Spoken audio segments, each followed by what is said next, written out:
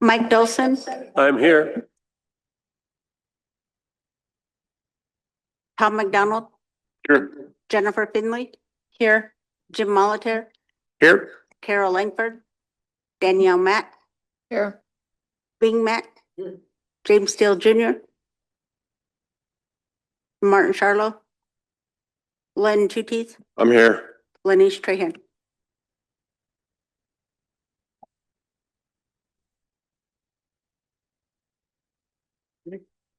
Is it prayer this morning?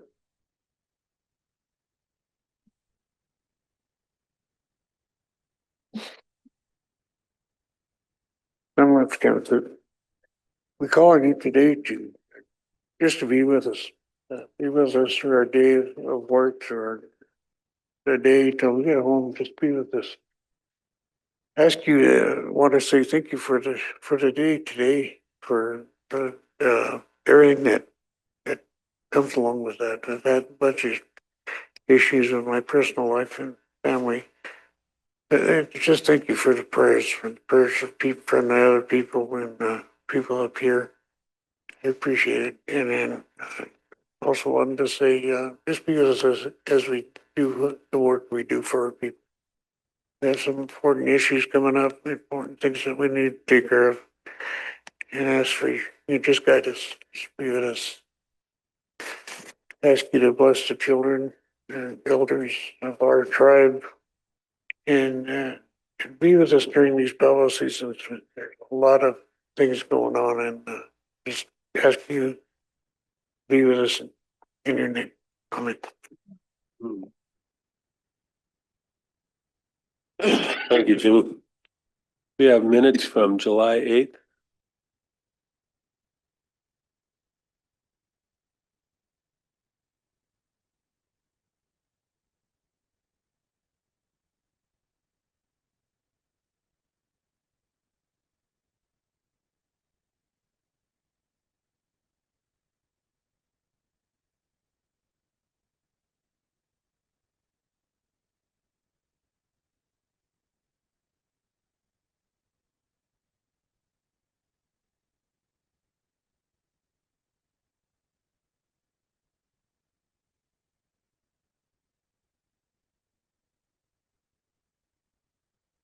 Another one.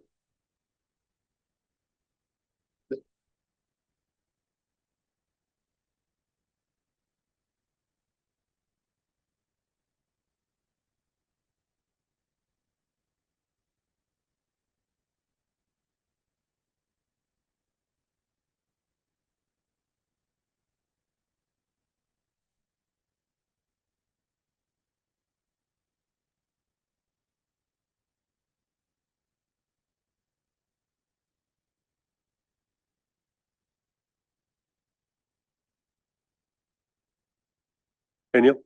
Just a correction on page 9. It says referred to Lonnie Grant and it'd be to Yolanda. Just changed Lonnie to Yolanda. Thank you. Any other corrections? Len, go ahead. On the part where we're talking with the college, and it acknowledges the board members, and they show that Brennan Finley was there. Brennan, I don't think Brennan participated in that meeting. So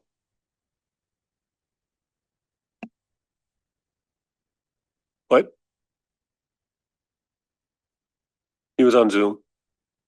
what? Okay.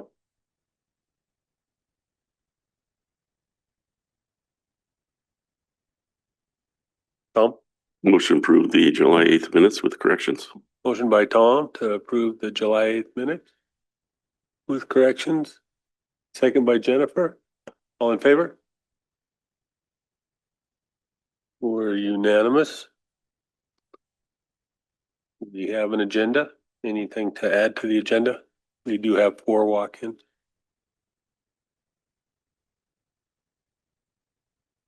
Tom. Motion to approve today's agenda. Motion by Tom to approve today's agenda with the additions. Okay.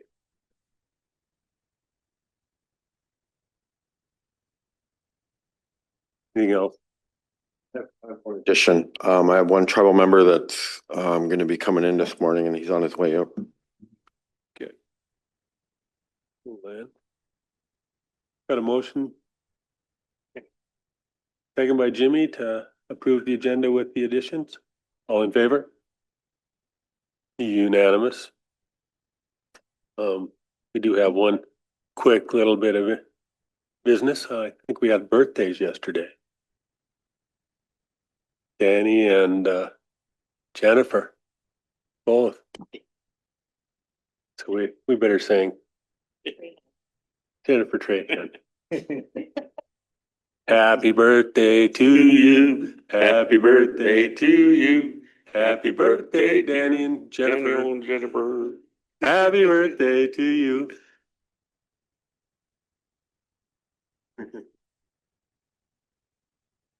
We'll go to our walk-ins. Franny, come on up. Morning.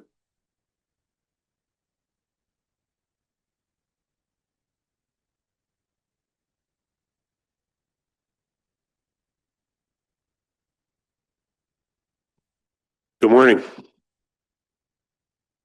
What I'm here today is I hope to make my council aware of the stringent requirements that are placed on our tribal members on some jobs here on the reservation that bigger non-tribal companies are requiring of us. As a factual example, I'm sure you guys are aware of the casino going in at Polson. We did the fence. It's called a security fence. It's temporary. It will be taken down later. But my point is we did the fence over a month ago. We submitted the bill. Rocky Gilliard's a personal friend of mine. He said, Franny, we need it done now. So we did it in 3 days. Submitted the bill. We haven't got paid yet. So out of the kindness of his heart, our tribal chairman showed up Monday with me and my foreman, fencing foreman, to try to see why we're not getting paid. They weren't there. They weren't going to get there till 3:30. So I met with them yesterday. They were very nice, very informational, but they're requiring $2 million more insurance. I already have $2 million. That's $1 million more. The $2 million is $1 million more than the Forest Service requires of me when I fight fire. And so I talked with Len yesterday. I seen him in the hallway and said, do you know any Indians with $4 million worth of insurance? He said, no. I've asked Mike, do you know anybody that has $4 million worth of insurance? No. So to me, that's a requirement that's keeping tribal members such as myself out of the game. So if you don't have $4 million worth of insurance, you're not going to work for Krause Anderson. And so what I would like to propose is that the tribe sets up their own requirements when these big white guys come in here. And we say, we have some competent tribal members that would like to work on this project that we are funding. And this is what you are going to adhere to as long as you're doing business on our reservation. And I'm not saying you should hire every tribal member. If they're not qualified, don't hire them. That's a fact. But when there's qualified tribal members out there with dozers, excavators, the list goes on and on and on, but they don't have $4 million worth of insurance, then I think that's too stringent for our tribal people to have to jump through that hoop.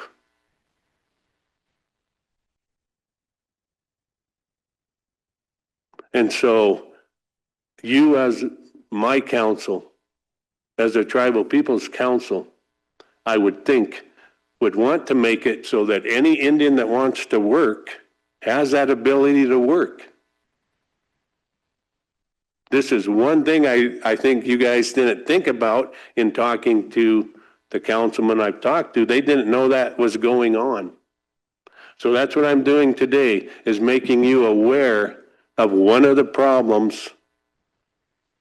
And I don't know if it's a ploy by the bigger white guys not to hire Indians, because we all know they have their own excavators, they have their own operators. A lot of them don't even live here. Yes, So who actually sets the $4 million requirement? Kraus Anderson. They do, their own company does? Yes. And what's interesting about this particular situation, we built the fence. I didn't sign a contract. So am I stupid? Yeah.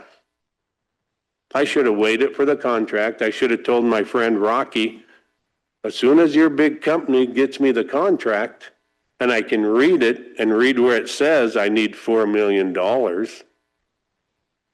then I probably wouldn't have done it. Yeah, but we wanted the fence, they wanted the fence right away. We did it.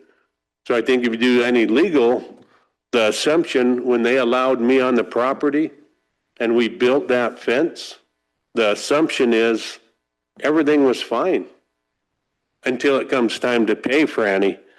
And now there's a problem. Yeah. Franny, do you know if there's any other, did you see any other tribal members working over there? No, I did not. And I asked, and Mike was standing there and I said, do you see them little stickers on that equipment that says Western States? I don't know factually, but I'm assuming Western States on a piece of equipment, when they got a sticker on there, they're renting that piece of equipment. Did they ask me, hey, Fran, you want to rent one of your dozers or one of your excavators? No. Do they have to? Probably not, unless you guys say you will utilize our tribal members, and you have that legal authority to do that. You guys are the ones paying them. So I think it would be very comical to say, well, we're changing it and we're not going to pay you until you do something else like you did to Franny. You guys are the ones going to pay Kraus Anderson. So in reality, you guys can do something about this situation. Have you seen many tribal members out there, Len, at Kraus Anderson? When I asked them, and I said, I don't see any Indians working, he told me there was 2 Indians on the cement crew. And that's good that there was 2, and I think it was Treasure State. But I know factually, I know at least 10 other tribal members that have equipment. Do they know how to do that particular job? I don't know. But I know the machine would, because it's the same machine. So why aren't tribal members getting the top paying jobs like equipment operators? Why is that? And it happens, you guys, time and time and time again. I asked Mike to go for a ride with me up to Jocko and look at Dick Anderson's equipment. Do you think he has any Western State stuff that he's rented? The answer is yes. Did he ask me to rent my water tender? No. Maybe he asked some other tribal member, but he didn't ask me. Oh, go ahead. Thank you, Mr. Chair. Franny, are you saying that you did work, performed work, installed a fence, and you haven't been paid for that? Yes.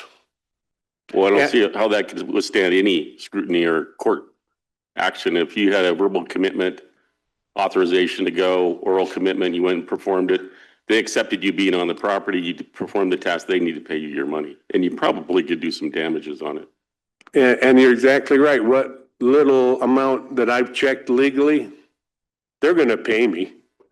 But they're using my money to buy candy or buy pop or whatever they do with whatever, how much I made.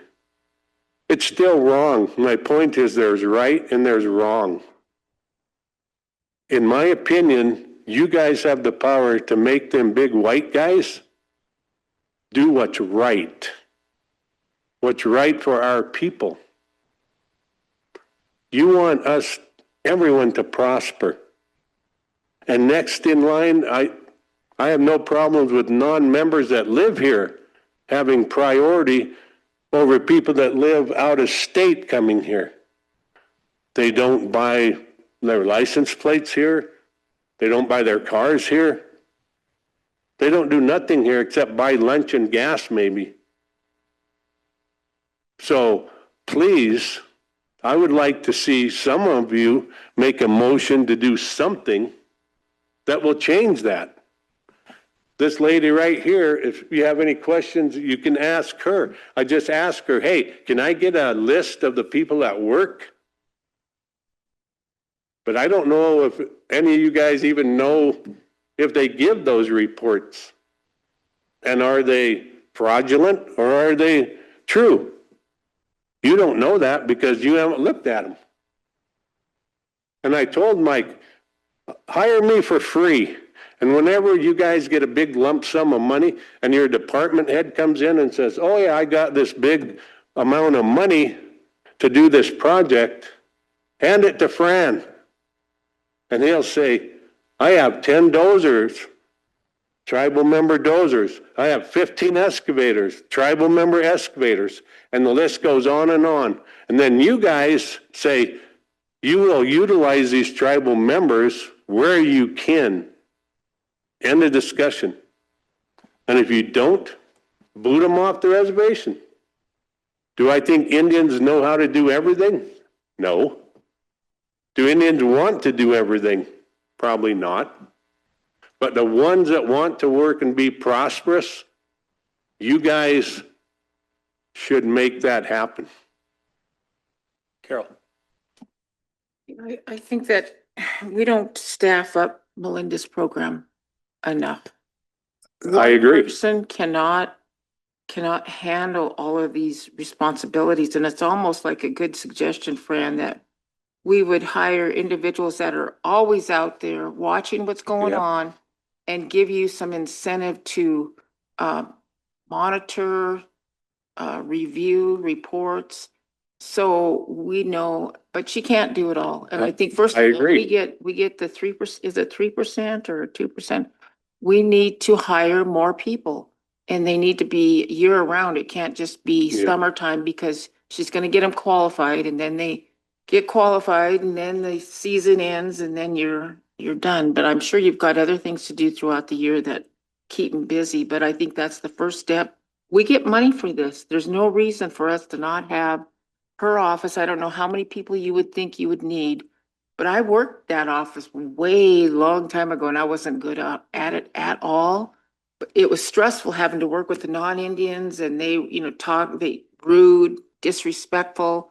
And so I don't know what you're going through now. I mean, we're paying their bills, so they better be good stewards. So anyway, I would suggest, Mr. Chair, that's the very first step. And then maybe work on some rules or something that we can invite our contractors in and find out what they're seeing on the ground. So we can implement that into policy and then have it adhered to because we have more people out there. That's what I would like to see. Yeah, and I think we are going to be working on kind of like a work group or something with Doer, with the contractors. It's kind of going to be in the works because of these same issues. So I'm pretty sure we're going to have like a sit down with the contractors to see, because like this isn't the only problem. The only like the bonding and the insurance is a problem, not only on this project, but all over. So that's huge. But I mean, what can you do? Like, I don't understand the $4 million thing though, but like to me, that's outrageous. But yeah. I don't know what kind of insurance Kraus Anderson was required to have to be the prime, but yeah, so. Yeah, thank you, Mr. Chair. I'm glad to hear that the workshop's coming up because that's one thing I was asking for is that we would do that, Yeah. especially for the doer projects. But the one thing that's disappointing to me, because I think we started this a long time ago. I think Franny and Danny came in, we talked about this, and the thing was is that how can we empower ourselves to be the general contractor? And that was SKMM. Mm-hmm. That we would be the general contractor and then we'd hit this in multiple ways. That would be, we would be the general contractor. We'd make sure that it wouldn't be added burden to your shop because we would be our business and we'd be trying to hire as many contractors as possible. And then distribute that, but also gain extra revenue because we would be the general contractor because we don't necessarily get indirect fees from this kind of work. So that was really important. But the other thing I think SKMM talked about was covering some of the bonding costs for some smaller contractors. And that could be related to the insurance also. So I just think we just need to stay on top of technologies in SKMM and make sure that they're doing the best they can and expand. They were worried that they just didn't have the ability to do some of these bigger projects, but I believe they do. And I believe they need to be pushed a little bit harder to try to do that. And so it's a better situation. Now, if there's some general contracting rules we can put in an ordinance to demand a limit on general liability insurance, because Franny's right. If he's only required to have 2 million to go fight fire and equipment there, my gosh, 1 million. 1 million. And I know, I think in our whitewater rafting businesses and those kind of things, it's like $1 million. I can't remember, but I don't know why we couldn't codify that in an ordinance. And then all of our corporations would be required to comply with that when they go out and do projects like SNK Gaming is doing. Yeah.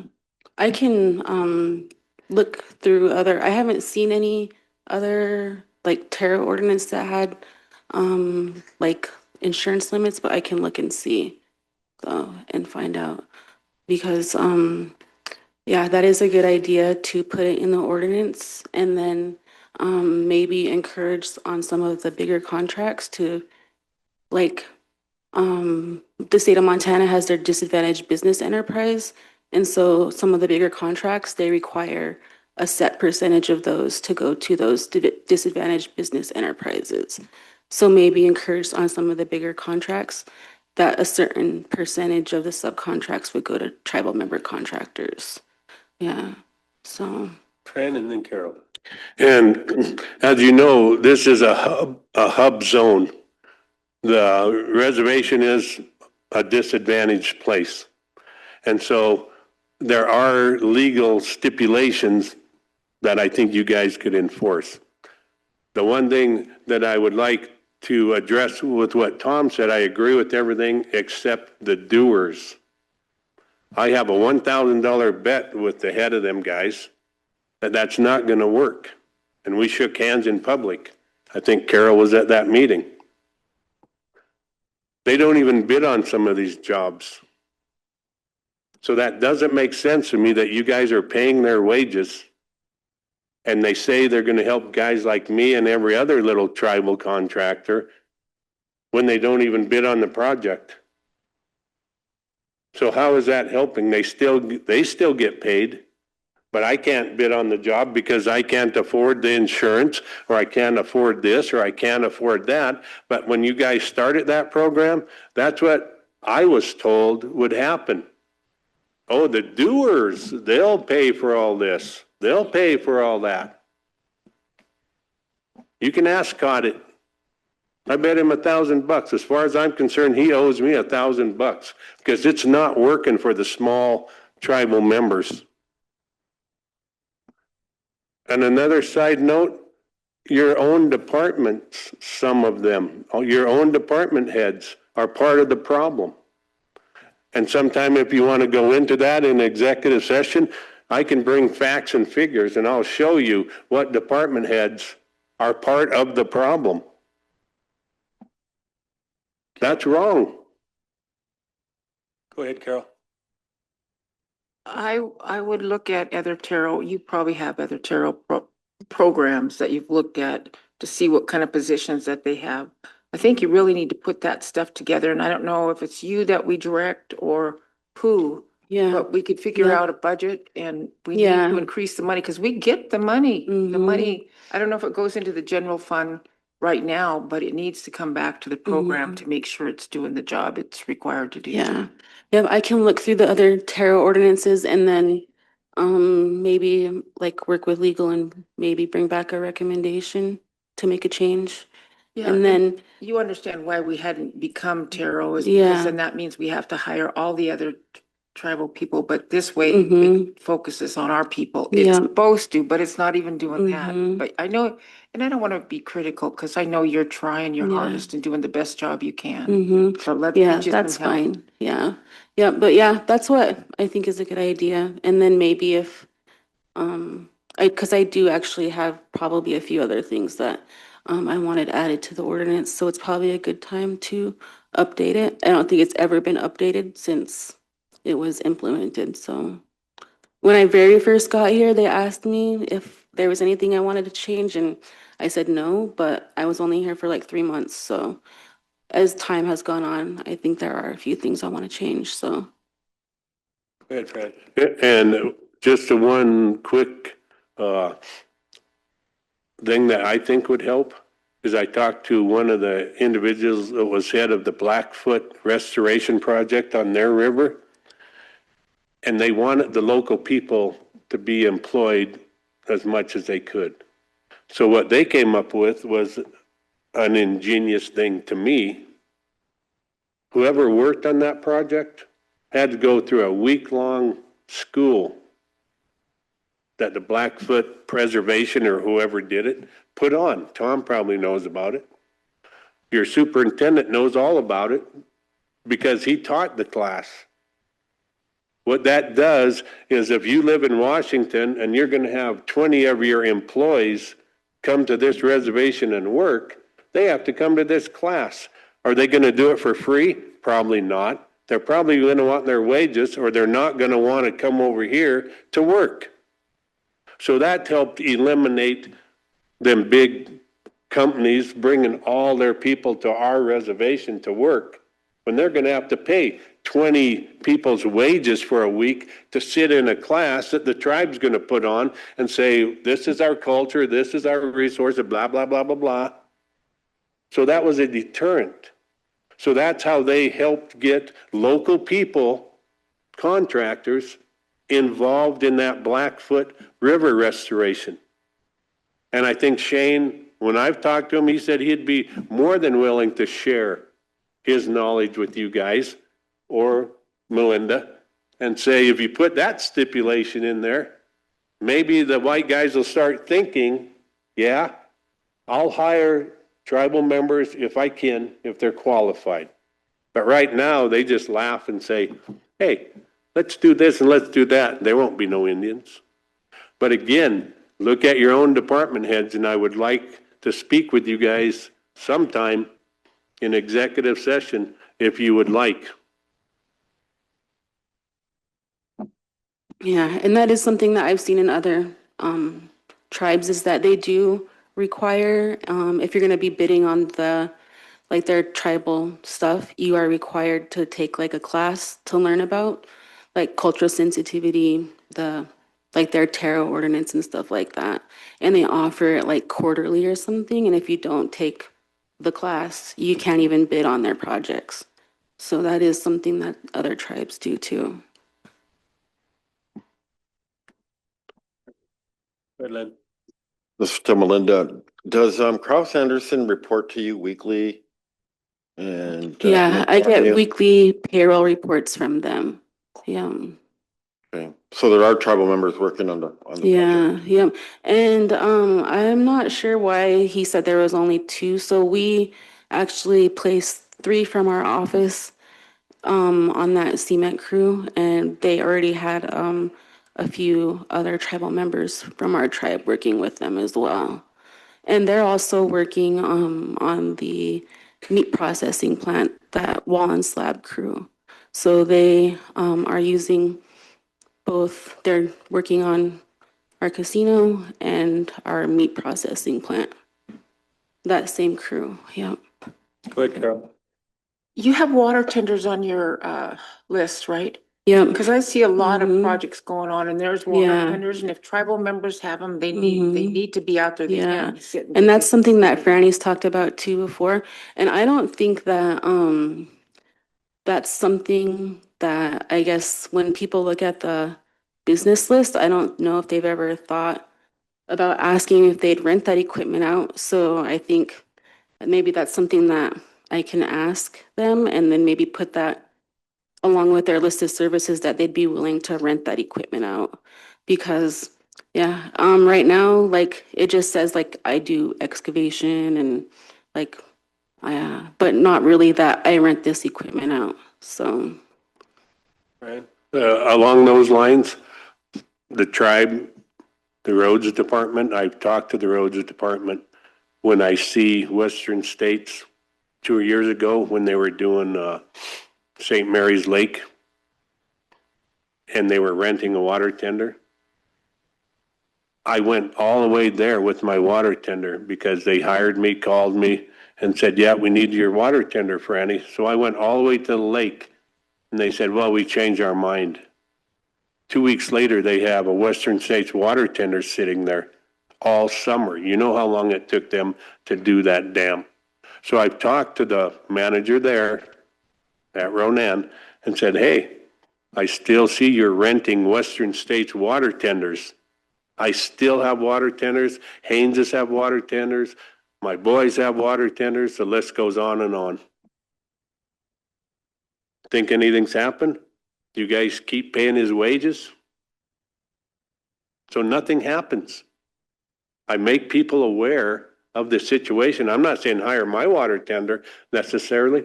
Bid it out to the water tenders that tribal members own. If you haven't worked for a while and you got bills coming, you're going to work fairly cheap.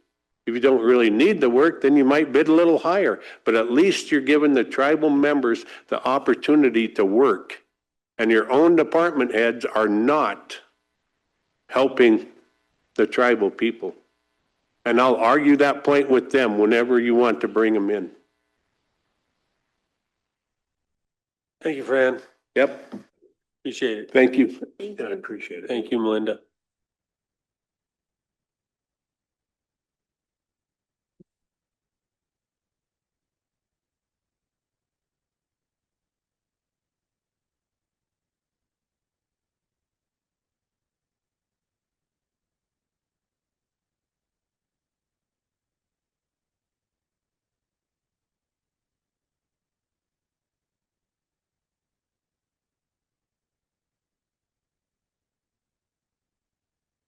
Morning, Mike. Come on up.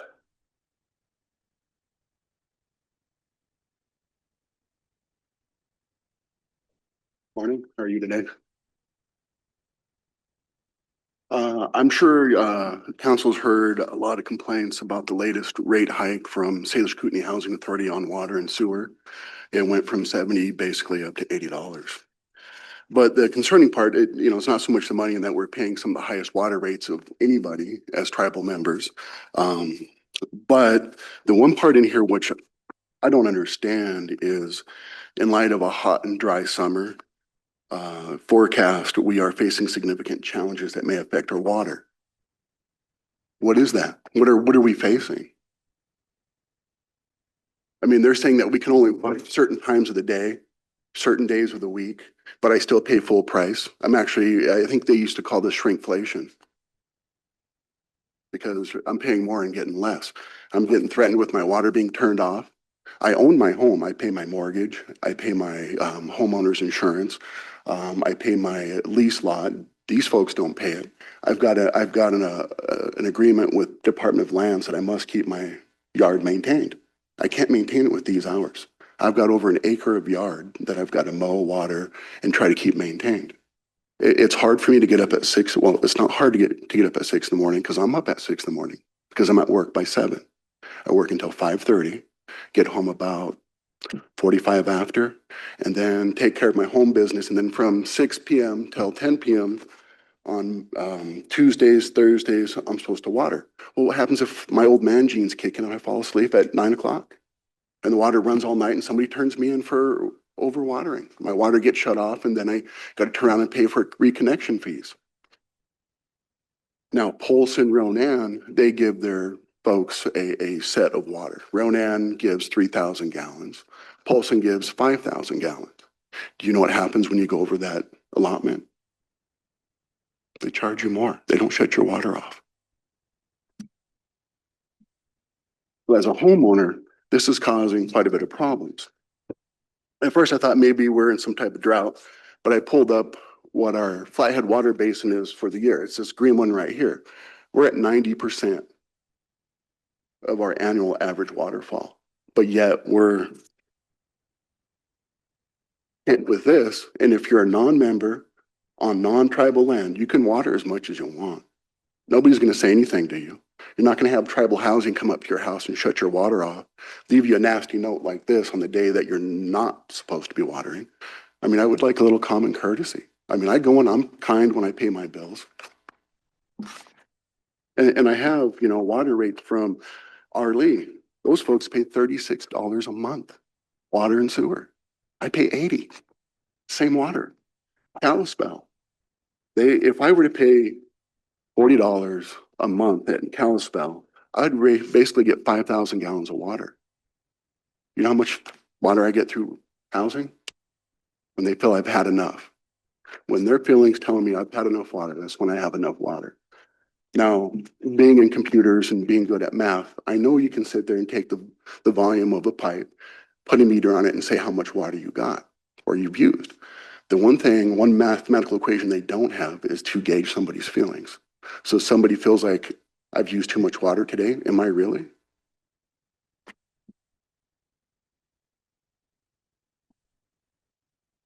Any questions for Mike? I appreciate you bring that up, Mike.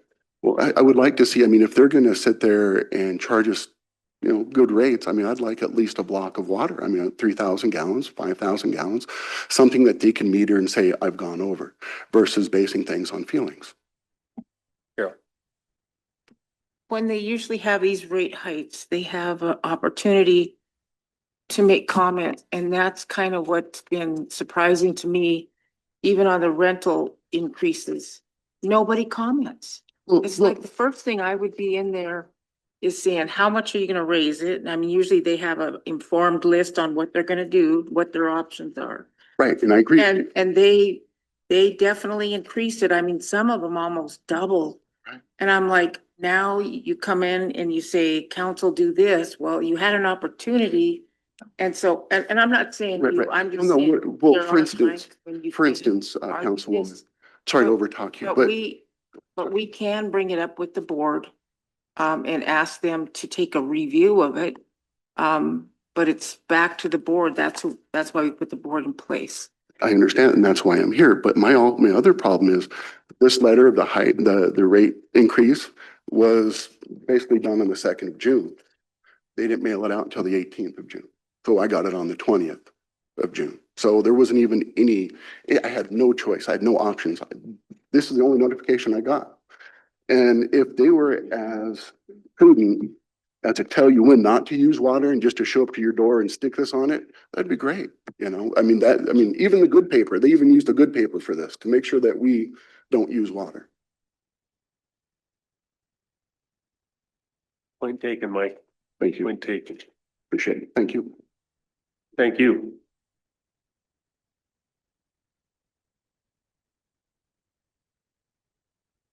Thank you, Mike.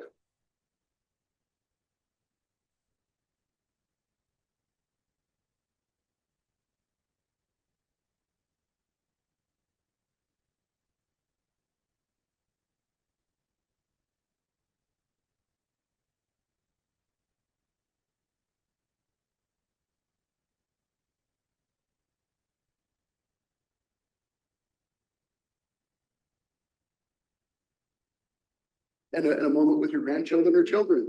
Yeah. Thank you. Morning, Arsino. Come on up.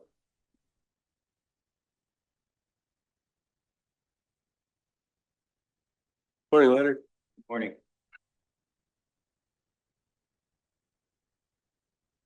Just need your mic on, please, Arsino. Turn your mic on, please. So I'm here to ask the council to allow me to shut a road that goes through the lease I have, which is lease number 2019, which is going into the urban management area. The reason why I'm requesting this is due to the fact that the side by side and the boat rental business and Big Arm are continuing to access on that road. And that road number is a 1200 road. It's not 1000 road. And this is right off of Highway 28 as you leave Elmo heading west. And they're in there continuously, you know, running their side by sides up and down the road. I've taken pictures of damage they've done in the past where they've spun Brody marks with their side by sides. So I got Tom and then I got Lynn. Thank you, Mr. Chair. Yeah, I'd make the motion to close that road. Lynn and Carol. Arsenio, is that the road that's behind the old dump? yes, There? Good, Carol. In the past, we let Leonard come in. He came in and requested to close Horty Reservoir when he was having issues out there. So I think this falls right in line. And I asked Orsino to come in yesterday from the Elders Committee that and make the request. So I'll second it. so one thing I'd like to point out though, in the rules and regulations, it says guiding, outfitting, or any form of commercial activity unless otherwise approved in writing by the tribes. So I don't believe Larry Newell or Matt Sisler have ever approached you guys to get any kind of permission to, you know, generate their business. Yeah, I don't know that. Carol? And also, it would be okay if tribal members approached you and asked you if they could go in there. That would be fine. Yeah, that I have no problem with that, but these guys are utilizing that and generating all kinds of money and nothing's coming back to the tribe. You know, but then they're also damaging their road, I mean, some of the property. Go ahead, Tom. Yeah, in regards to that question, unless they are the rental business proper is on tribal land, we can't regulate rental businesses. We don't regulate Davis car rental or, boat rental things. We just, unless it's conducted on our own property. But once that transaction occurs, it's that individual that rented the vehicle or the boat or the motorcycle is the person that we're after. So unless there was a guide with them, there was a guide showing them where to go and they were leading the group, then that's guiding and that would be a commercial activity. So when I was working for the tribes a few years ago as a fish and game officer, they showed me a map that they were given, which was pretty funny. It was just on a white piece of paper and it was with a black marker, and they drive 11 miles to the urban lookout, turn around and go back. So, but my request is to close that road.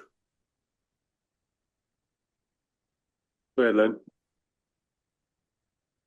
Yeah, I supported Arseno's request, but the other issue too is I see Scott's in the audience. Scott, there last year, the Kootenai Elders have requested that a series of roads be removed from the BIA inventory. What kind of time frame are we looking at to get that done?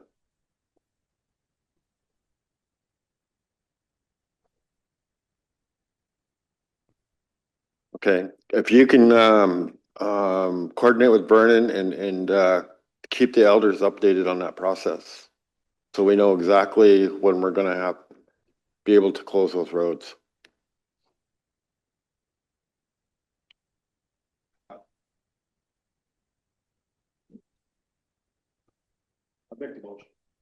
Motion by Lynn. Oh, What? Chairman Dolson, this is Stephen McDonald. Hey, Stephen. Hi, I'm kind of zoomed in. I don't know how to raise my hand on this thing. I'm on my phone. But the one thing I would ask for in this situation, would that administrative access still be allowed for tribal business in regard to either lands or forestry still be allowed. I think that's not a problem, is it, Orsino? No, anything to do with the tribe, I don't object to any of that. It's just that I would like to prevent this business from continuing access to that. I mean, there's other accesses into the areas. You know, there's one that comes through another lease I have, which is right out of Elmo up the power line. You can go down Highway 28 and go into the deep draw area to access. You can come in through Windy Gap, Rattlesnake, Sullivan.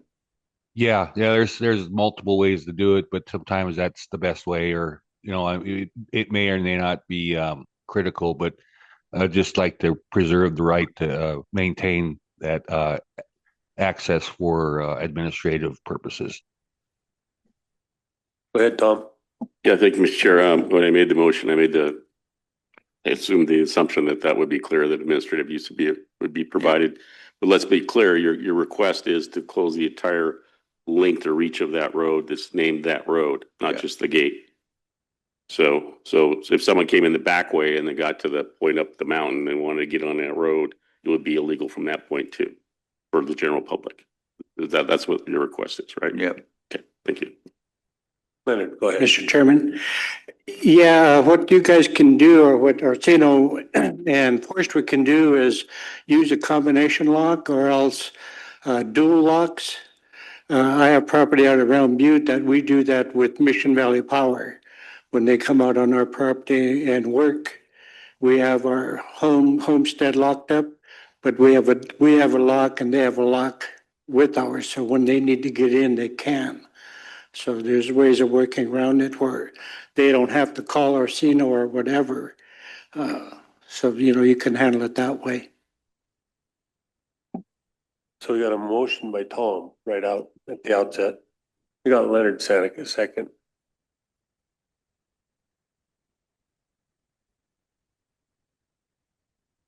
It sounded like he wanted to weigh in.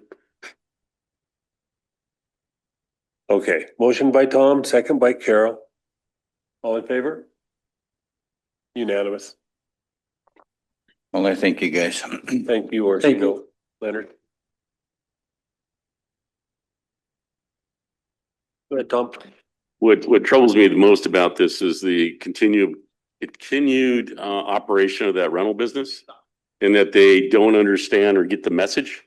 So I think what we'd like to do is probably do a little bit more education, a little bit more public relations or media on these adverse impacts on our resources that we're managing for, and cause and effect of illegal use or activity that's not permitted. So this is a consequence of that. So thank you, Mr. Chair.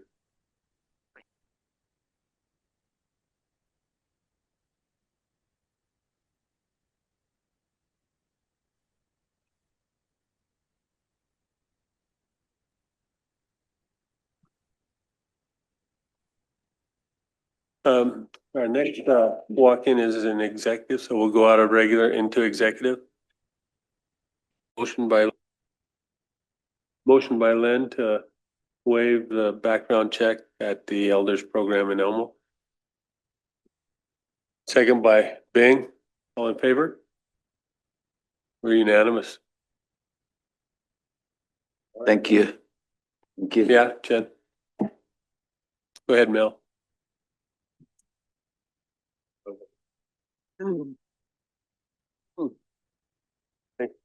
Work.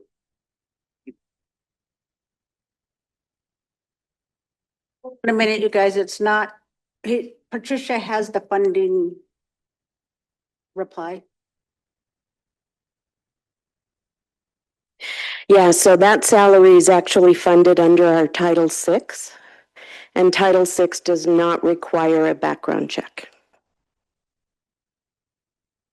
Yes, and Diane's in favor of the waiver. And how did that ever get to this point? It is. Oh, okay, all right.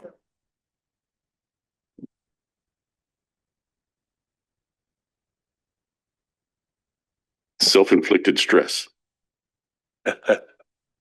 Thank you, Cynthia. And Mel. Yes, ma'am. Hi, just really quick, I have 3 boards that we have one applicant for, so I want to run through those. So we have the credit committee for a 3-year term, incumbent Daniel Trump. Gaming commissioner, 3-year term, Brian Johnson, Big Sam, incumbent. And then we have a SKC board for a partial term that ends October 10th, 27. This was advertised twice and there's only one qualified. The other one didn't submit, twice, didn't submit resume with the letter of interest, so she got screened out. So there's only one that screened through, and that's Ariana Henry. So I don't know if council wants to just reappoint them all, or reappoint the 2 and appoint the one for SKC, or if we want to do interviews, then I can do an agenda request for that one, but whatever council wishes. Thoughts? Reappoint the 2 and go through with the appointment for SKC as well.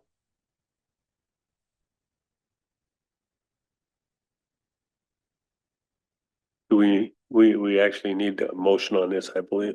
Motion by Carol.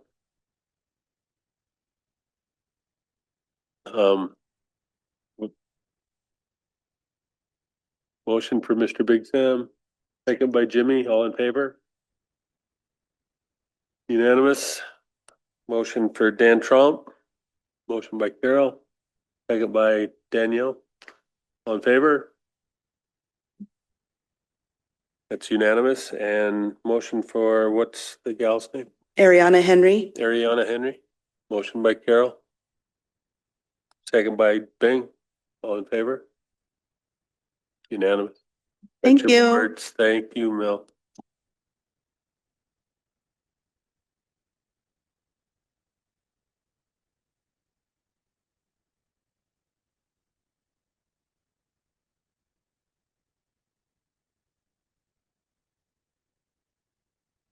Then you had an issue for open?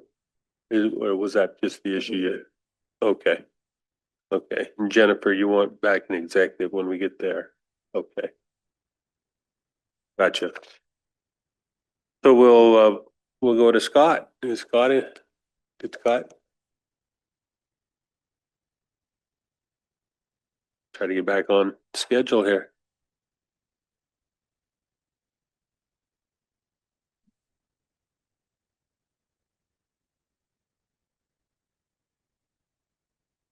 Morning, Scott. Morning, Mr. Chairman and members of Tribal Council. Today I have I had wanted to present the award to the award of a construction project for in Elmo, Indian Avenue. It was Albert Lane. And we had a bid opening on June 23rd, and we had 5 good bids. And the bids came in good, a couple below and a couple above the engineer's estimate. And we had one tribal Indian preference contractor, Smith Paving, bid, but their bid was not within the 10% of the low bidder.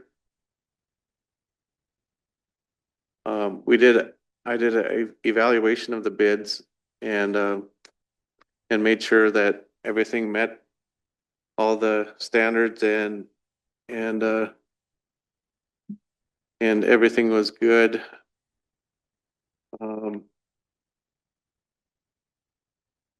Here's the bid summary. Bjorn Johnson Construction LLC out of Missoula was the low bidder. And I did some investigation into them.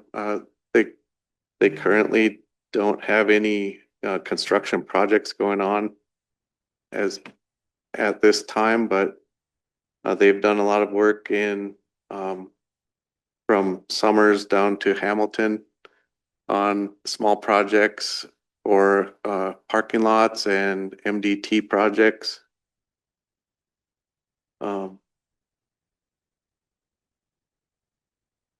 They were 9% lower than the engineer's bid or engineer's estimate.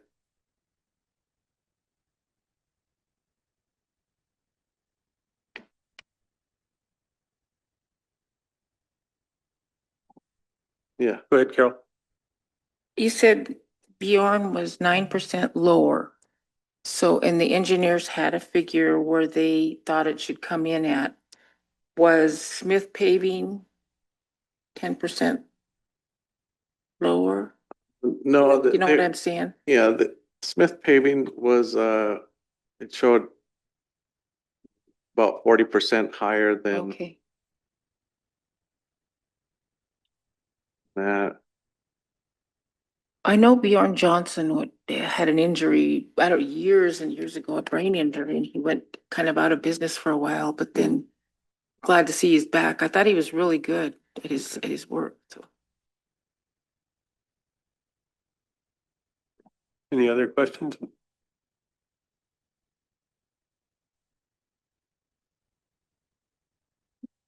So I'm using DJ&A as the engineer for doing the construction inspection for this this contract if it's awarded, and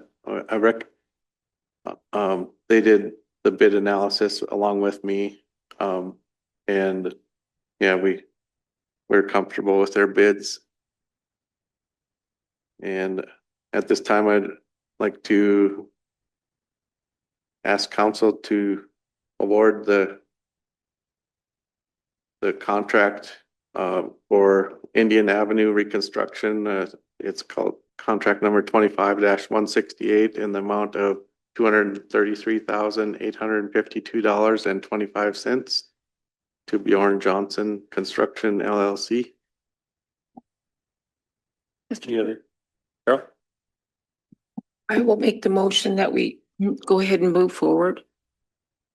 If we don't accept the bids, what's gonna happen? We went with the tribal member, which I would like to, but we gotta make sure this is competitive, because if we don't, we could really injure ourselves by having bidders, first of all, and secondly, the money needs to go as far as it needs to go so we can do other projects, correct? I mean, Yeah. this money isn't just set for this one project, right? So I'll go ahead and make the motion that we go with the lowest bid. Yeah, Bjorn Johnson. and one more thing that Bjorn Johnson still has to, so far they've completed everything they needed to do, and they'll be submitting their Indian preference compliance plan to Melinda. The other thing that was brought up this morning is that we need to have a sensitivity training for our contractors, and I think that's one thing we need to look at the ordinance and include in there. That's not something we're gonna do today. It should be, maybe you do that, but I think there should be some kind of, for the bigger contracts, when people come in on the reservation, they need to understand who we are, and I know that sounds crazy, but I had to go to Browning for fire training, and I had to pay for all of that stuff and make sure that the people knew, what to expect. And so I think if I have to go off and do it, why, when they come on, why can't they come on and have that requirement also? Yeah. Got a motion by Carol to accept the low bid by Bjorn Johnson Construction. Second by Tom. All in favor? Got 1, 2, 6, 4, all against? Danielle and Len and Jimmy against. Actually is 5, 4 and 3 against. Danielle, go ahead. No, I'm looking at these bids and I'm looking at the demolishing of existing asphalt and the earthwork. I just don't know that we're gonna get a good job out of some of the numbers they've got on this bid. They're the lowest bid, but I'm looking at this and it's gonna be a cheap job is my fear, and I just hope it's warranted work and we get what we pay for. Motion carried. Who's the superintendent on this? Who monitors? You guys, somebody from your office? Me, it'll be myself and then, the, DJNA's Okay. representative. And then also I needed to ask for a resolution, by tribal council to support this project. It's one of the requirements of using the, tribal transportation program money. Just a resolution in support of this construction project. In regards to inspecting, okay? So do we pay the contractor the full amount right up front, or do we do it, pay him half? No. And then somebody from our staff inspects the project, making sure that they're complying with our requirements and what we're expecting. And if they do pass that, then we pay them. Is that how that works? Yeah, there's, we don't pay for anything that's not, up. If there's materials that we test that are not passing, then we don't pay for that right away. We don't pay for that until they provide the, materials that pass our specifications. And we pay on at work as completed. And I think we pay them a monthly, but we keep track of it daily and report weekly on the progress of the work. So you do have an inspector on your staff? Yeah, we do. We on my staff, I'm usually the one out there doing it, but we have the consultants doing the day-to-day inspection when I review it daily.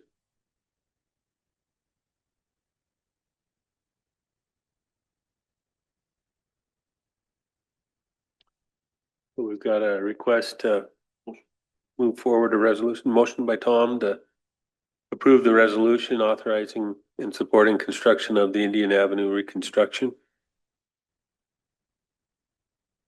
Second by Carol. All in favor? Unanimous on the resolution? Go ahead, man. I was just thinking about this. So does the contractor pay the 3% tariff fee, or does your department pay it?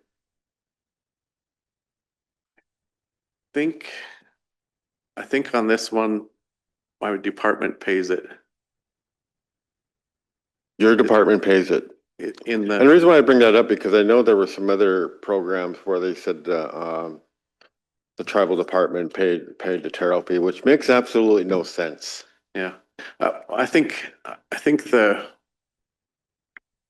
reasoning behind that is that we pay it no matter what. It's a contract, so if we don't pay it up front, then they put it in their bid, and they like to be safe, so they bump it up. Okay. So instead of 3%. No, I understand that, Scott. Yeah. I just don't agree with us Yeah. paying ourselves for But it's company to work on our reservation. It's stated in the contract, so, yeah, I'd have to go back and look at the exact language of that, but legal and our contracts and grants have reviewed that, and that's what they've decided for these smaller projects like this one, at least the under $250,000 ones. Any other questions for Scott? Thanks, Scott. Have a good morning. Thank you, Tribal Council.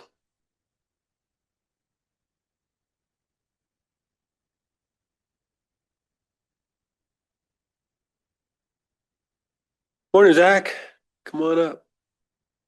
Can we go into executive? We will go out of regular into executive. Do we need a motion on the Yep, letter? just to or approve the letter and a signature and I can, Motion by Martin to move forward with the letter. Second by Tom. All in favor? And opposed? Then you, 4 against. Okay, we're unanimous 4. Carol out of the room. thank you. You guys have a good afternoon. Jennifer. I have Carrie on there. We missed her. She was before MVP, but she's on there for her item. Can you go change that page, Len? No, I thought she was supposed to be there with Scott.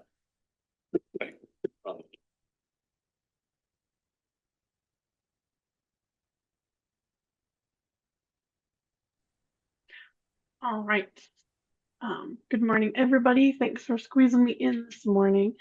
I will quickly try to recap what I'm in for this morning. So generally, our chronic wasting disease activities have been covered by a grant through APHIS, USDA APHIS, for the last 3 years. They generally put out a proposal or a request for proposals in February, and that did not happen this year. Unfortunately, their funding was frozen up and pulled, so they did not offer that CWD grant this year. They reached out to me 2 weeks ago saying that they did have were able to get together some funding so they could fund a portion of our CWD activities under a non-competitive cooperative agreement. So this isn't a full proposal. They needed pretty rushed timeline on it.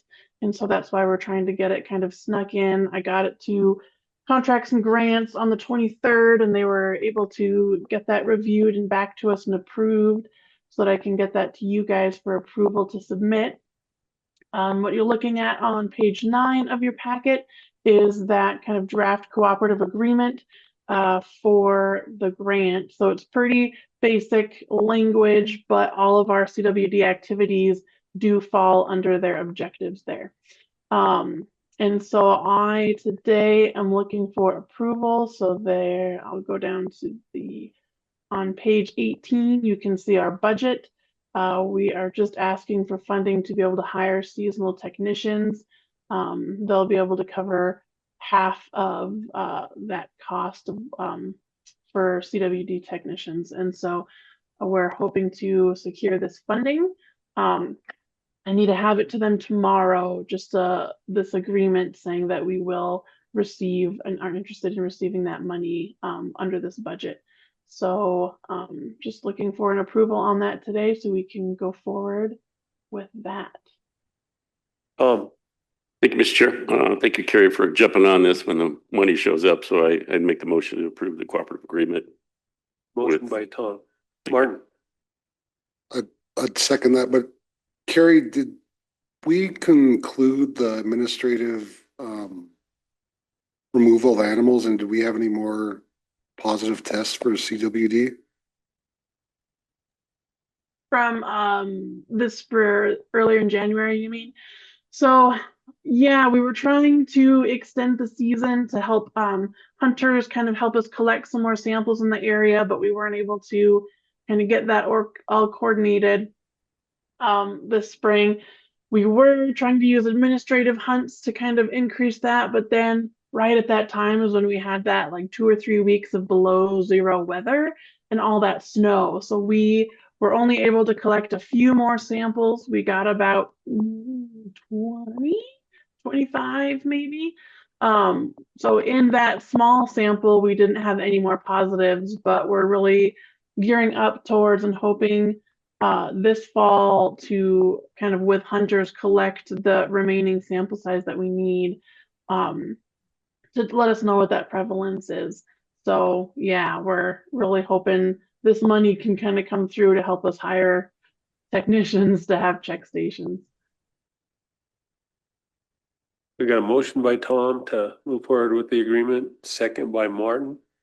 All in favor? Unanimous with Carol out of the room. Thank you, Carrie. Thank you guys. Have a great day. Too. Tricia.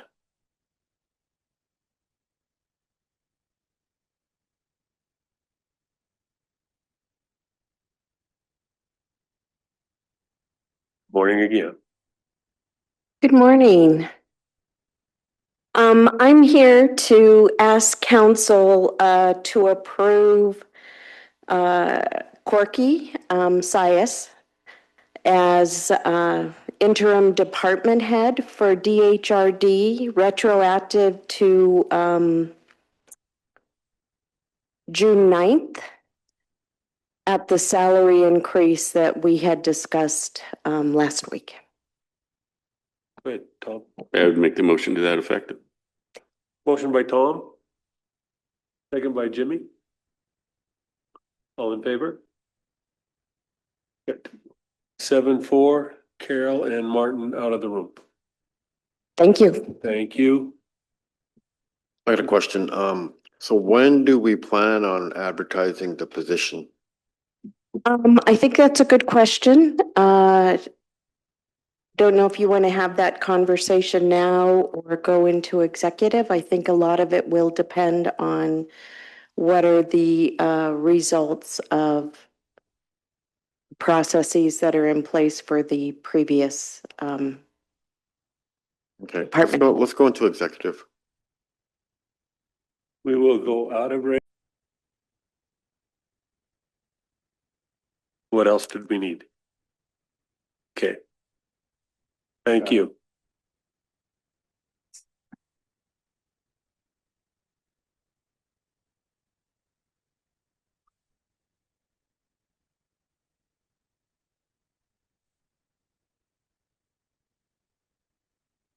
We will take a short break.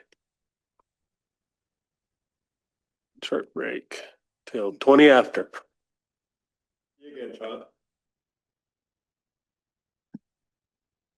Go ahead and turn on your microphone if you would, please.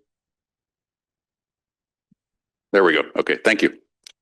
Very short, sweet presentation, and it's a ordinance that proposes to change the name of the town of Dixon and the tribal council election district Dixon to a word that I will not pronounce well, and I apologize in advance, but I believe it's close to shishleep, but I apologize. That's all I can say.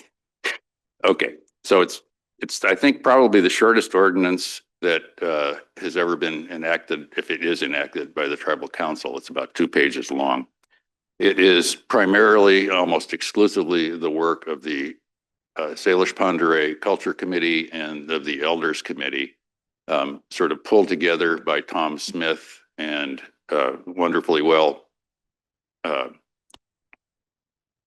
printed by or typed up by Katie Jones. It focuses on the traditional place name of the area, which is discussed in here.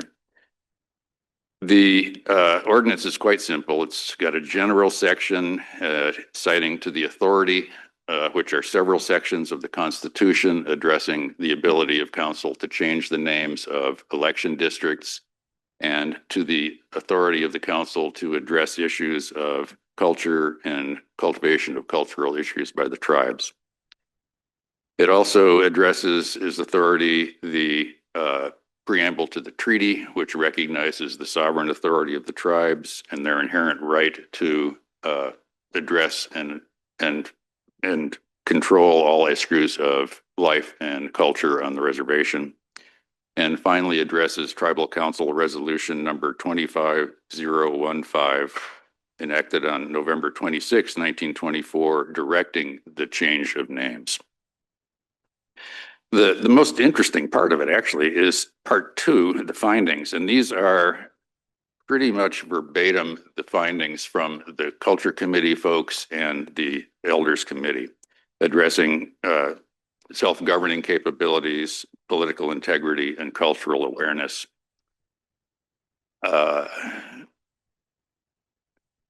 The ordinance focuses on place name, the place name, the traditional name for that, which roughly addresses confluence of the rivers as well as the place of the wild plums.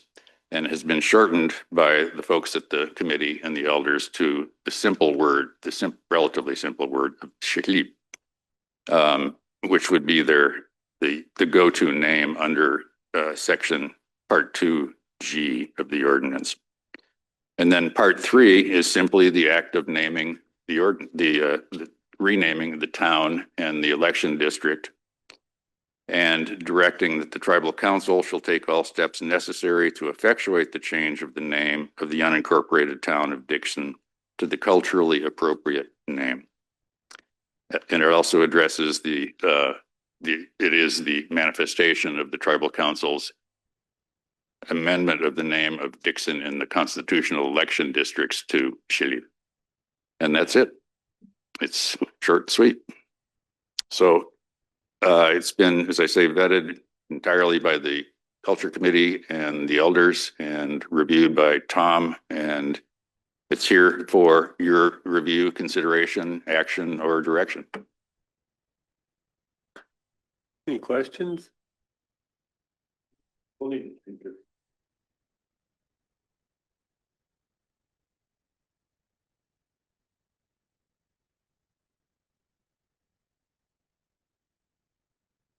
don't know if we have authority over the name of the school. Any thoughts on that, John? I know that I've spoken with Dan briefly on the issues of authority ultimately for like post office and all that, and general geography. He has, I know, had some conversations on that with powers that be. I have not been party to those, so I would defer to Dan on those questions. Go ahead, Danielle. Before school got out, I tried to get on their school board agenda to talk about it with them, and I'll make another attempt August or September to get in there, visit with the school board.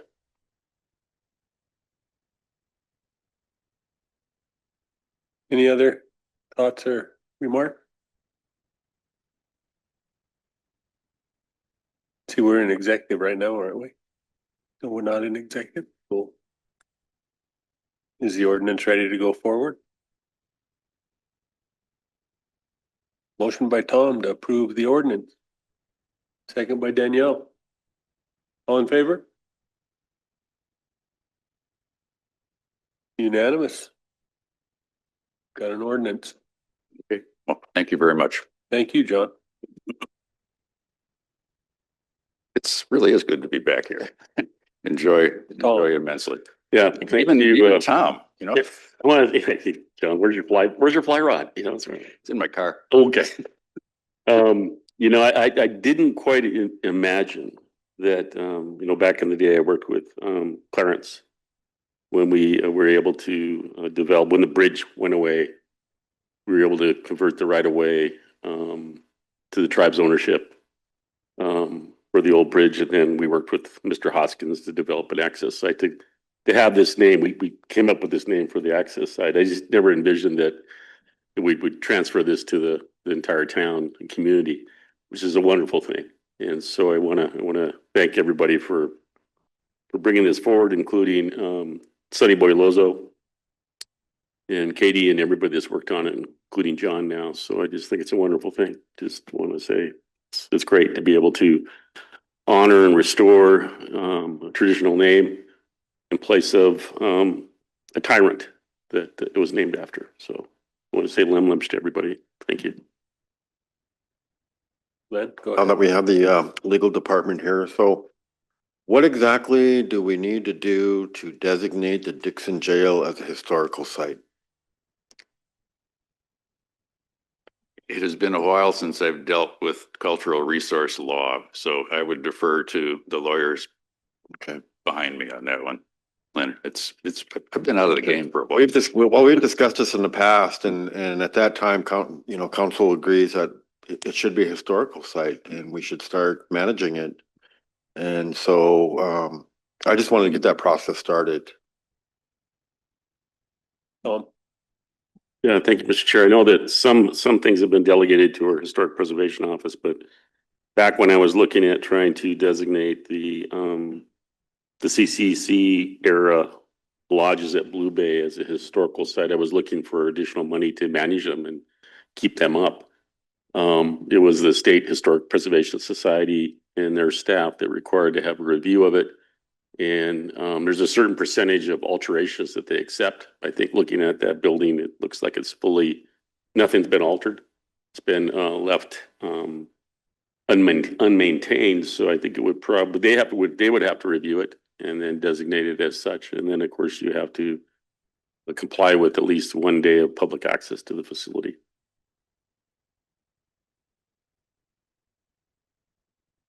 Anything else?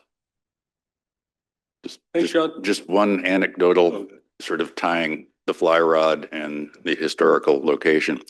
Quite some number of years ago, I was down there fishing and I ran into old Mr. Joe Durglow and he explained to me the plums, which was really quite a nice way to have a day. Anyway, thank you all. So if that's what the direction you want us to go, I can get that going, Len, to see on the jail and have an intern work on that this summer and try to go about so we can get that going. Okay. And then also, council, I think the next issue with Melissa, we would request executive for that. We'll go out of regular into executive. The plan. We'll continue to have that staff to staff. It was a good day for an infield visit. It was pretty warm, but we had some sarvis berries that were out. I know I sure was reaching for them. So I will quickly have everybody introduce themselves and then we'll have some folks come up, present. If we have folks from the group that need to come up and speak on behalf of their resource, we'll also guide them to the microphones.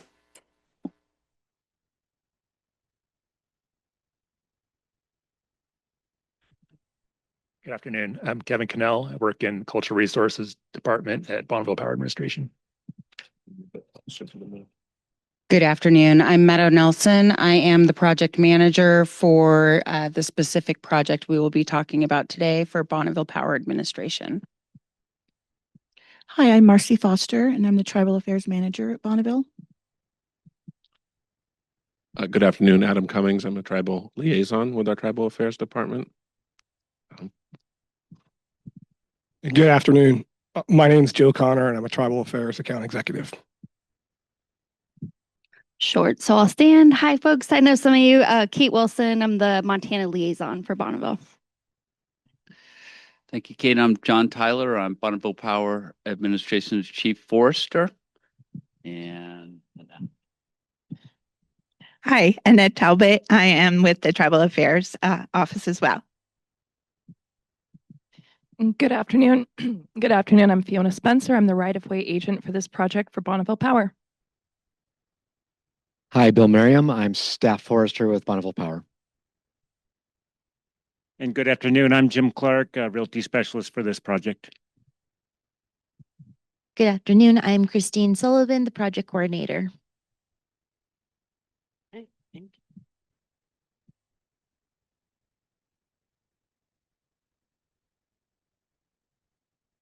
Well, welcome everybody. Good. Sorry, I might have missed my turn. My name is Doug Corcoran. I'm with Bonneville's Environmental Compliance Division. Sorry, I couldn't be there in person today. Thanks, Doug. We forgot to introduce you. Thank you.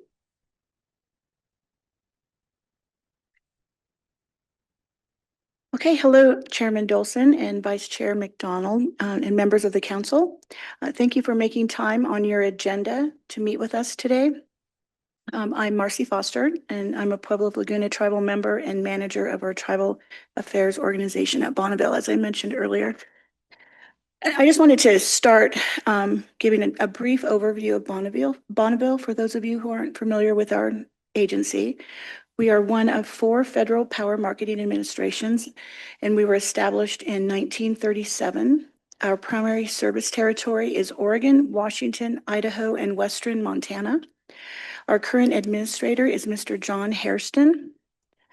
As a utility, our responsibility is to market and transmit the power from the 31 federal dams and 1 non-federal nuclear plant in our in our federal Columbia River power system. We also wheel power for entities. Our agency operates and maintains 15,000 miles, or approximately 75% of the transmission lines in the Northwest.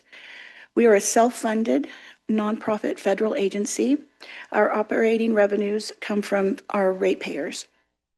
As part of our obligations under the Northwest Power Act, we have an extensive fish and wildlife mitigation program that mitigates for the impacts of the dams. As part of that program, we have a long-standing and successful resident fish and wildlife program with the Salish and Kootenai tribe, and we appreciate our partnership. So BPA is working across our service territory to improve our regional transmission systems reliability and capacity. And as part of that effort, we are rebuilding the Hot Springs and Rattlesnake line. As Katie mentioned earlier, we spent yesterday visiting some of the proposed landing and decking locations along our transmission line. It was very helpful for our team to coordinate real time with your staff. Some of you may remember that this rebuild project kicked off over a decade ago. The project has experienced several delays. However, we are committed to seeing it through to improve the safety and reliability of this line for the region and for the tribe. Construction is slated to begin May 2027. This will be followed by the Rattlesnake to Garrison line rebuild project that is off reservation. So today we have the BPA project team and our subject matter experts here to update you on the status of the project and give you an overview of the current project timeline. So again, I want to thank you for your time today, and I'm glad that our teams are working together to stay closely coordinated and to address and resolve any concerns so that we can keep this project running smoothly. But before I hand over the mic, I want to also thank Katie McDonald and Jennifer Trahan for helping us organize this meeting with you all today. Thank you.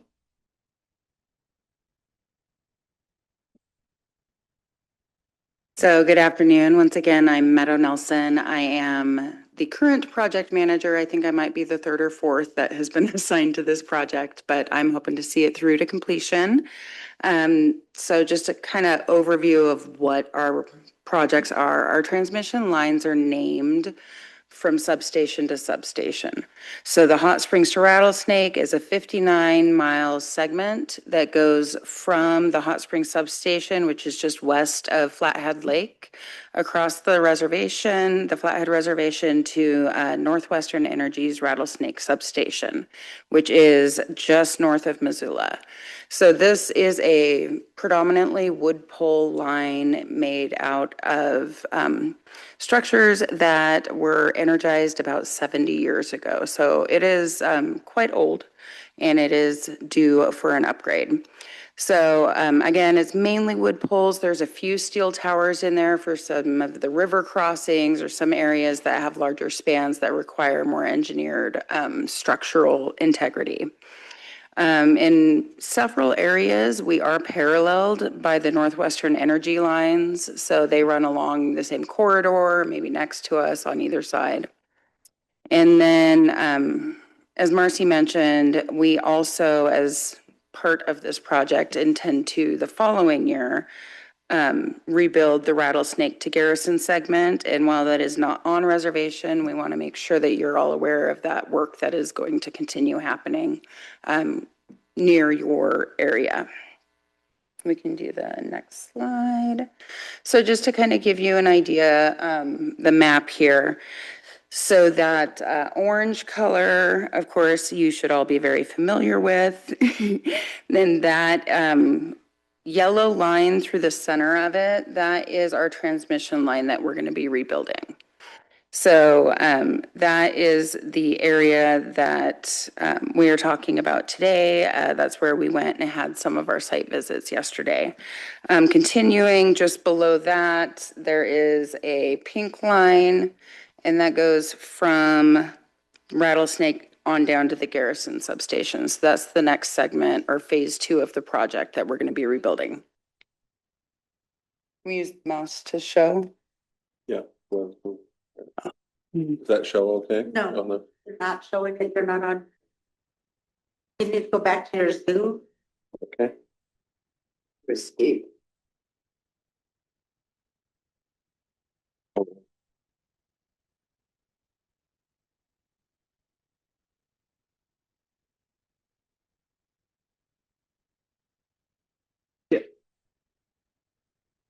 There we see your face now, Doug.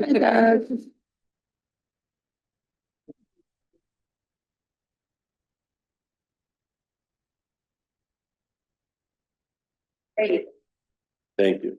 Thank you very much. So now the yellow line is the area that we are going to be rebuilding and discussing it in more detail today. And then continuing on from Rattlesnake to Garrison will be targeted for the 2028 season. So we can go to the next slide. So again, the timeline, we are targeting construction for the Hot Springs to Rattlesnake section in 2027 construction. We're in the design phase now. We're at about 90% design for the line itself. The access roads are at approximately 30% design phase. So we are at the point where we are looking and seeking for input from you all to make sure that we're doing the right thing and meeting your needs as well. And our construction windows are limited to May through November, and then there may also be additional limitations on certain areas where we can construct based on wildlife or certain species that require certain times of year to be restricted. The primary risks to our schedule are design delays. So as part of this project, we are upgrading the fiber optic cable. So that's our communication cables. And since these lines were built 70 years ago, they were not built with the intention of holding fiber. So the steel structures were not slated to be replaced, but there is some issues with the loading once we add that fiber to them, that additional fiber. So that's predominantly on the Rattlesnake to Garrison section, but it is causing some delays as we reevaluate and determine how to alleviate some of those issues. And then, of course, environmental, any design changes will then have to be reevaluated through environmental and cultural reviews.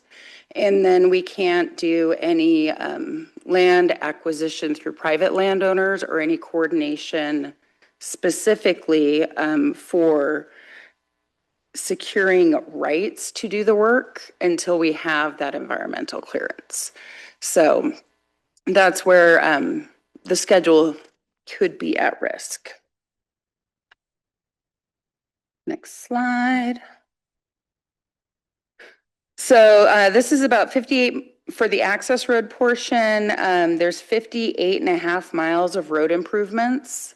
So that is existing roads that are out there that we are just going to make better and make them more drivable, bring them up to standards that can hold the trucks and equipment that we need to get in there.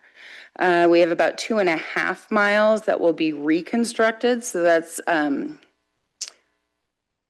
basically just a little bit more than the improvement. So improvements, more grading, putting down more rock. Reconstruction is like a lot more intense. And then we've got the third portion, which is the 4.8 miles, which is proposed new construction.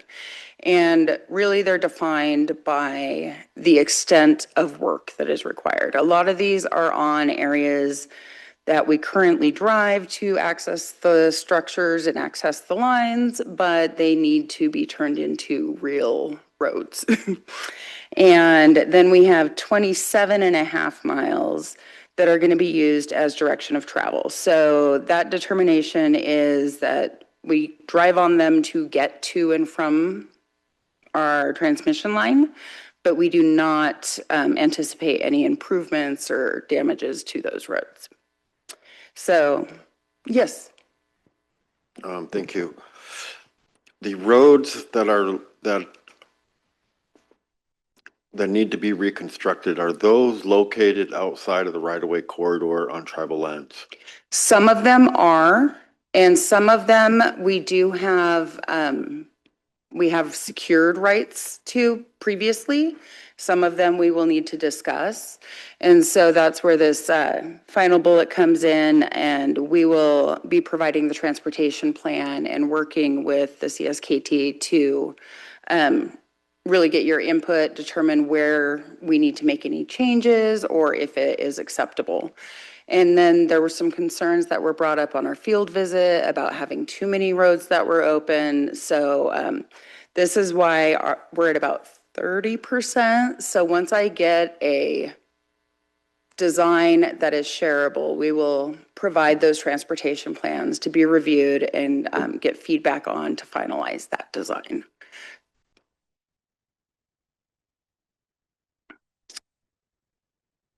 And with that, I will hand it over to Kevin. Thanks, Meadow. Kevin Cannell, the Cultural Resources Department at Bonneville. Yeah, I just wanted to kind of discuss the National Historic Preservation Act compliance for this project. We've been working on it since about 2017 in coordination with the Tribal Preservation Department. We kicked off, an agreement with the Tribal Preservation Department to look for significant places to the tribe in about 2018. And then we've had a contractor that's been working in coordination with tribal preservation as well to identify historic resources and archaeological resources along the entire line as well. We do have a final report for that we've shared with the Preservation Department. And then we're beginning to work through which sites are truly significant and which ones may be affected by the project. So this morning, I met with Kevin Askin and other members of the Tribal Preservation Department to continue coordination on that. Once we get to further along in that process, we're hoping to develop an agreement document to guide the implementation of the project as it relates to cultural resources and identify any mitigation or avoidance measures that might be necessary specific to cultural resources. That's my little short speech on that. Yes, we missed a slide, so if we can move back a little bit to the project scope. So in this project, is there going to be opportunities for BPA to subcontract with tribal member contractors to do some of the construction work? Absolutely. So the way we work for these larger projects, we are going to contract this out. Within that contract, our statement of work will include all of the required tarot verbiage and documentation. So our contractor will be required to meet all of your tribal requirements.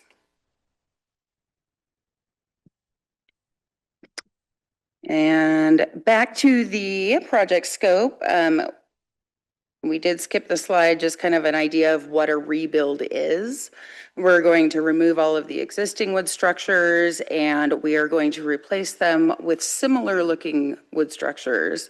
But there are some upgrades to our standards. So they are going to be a little bit stronger. They're going to be newer and they're going to include what we call fire wraps. So the fire wraps around the bottom part of the pole help to prevent damage during wildfires. Obviously, if a wildfire were extreme, it's going to damage the conductor as well. And so it doesn't 100% prevent damage, but it significantly reduces it. So that is being implemented as part of this project as well. And then we are also assessing the lattice steel structures at the Flathead River crossing. So I did mention that as far as holding the new fiber and are they capable of doing that. So I apologize for taking us backwards. I just wanted to make sure I touched on the fire wraps. Any questions so far or with from Kevin's presentation? Otherwise, we have a few other speakers that will swap in for the next few slides. Go ahead, Tom. Yeah, thank you, Mr. Chair. And it's good to see so many of you again. I know so many of you. One question, and it's always been a long time ago when we did our forest plan, I was one of those ones that created the called basically the visual standards or the landscape changes for, the scenic landscape. And there's certain areas like the river corridor and certain protected areas that really is the goal is to try to not have something that's shout in your face, as far as a visual change or alteration. So I guess my question is when you talk about rebuilding something, wood to wood, earth tones to earth tones, if you were to do the steel structures, is there a way to get earth tones instead of bright silver? Yes. So there are different options. There's there's patina options. So if we do end up rebuilding the steel structures, that is something we can discuss. At this point, that is not part of our project scope. We're not planning on rebuilding the steel or replacing them. So if anything, we would be maybe adding structural reinforcements, those types of things. If we do need to rebuild them, though, I would absolutely entertain any requests you guys have for visual.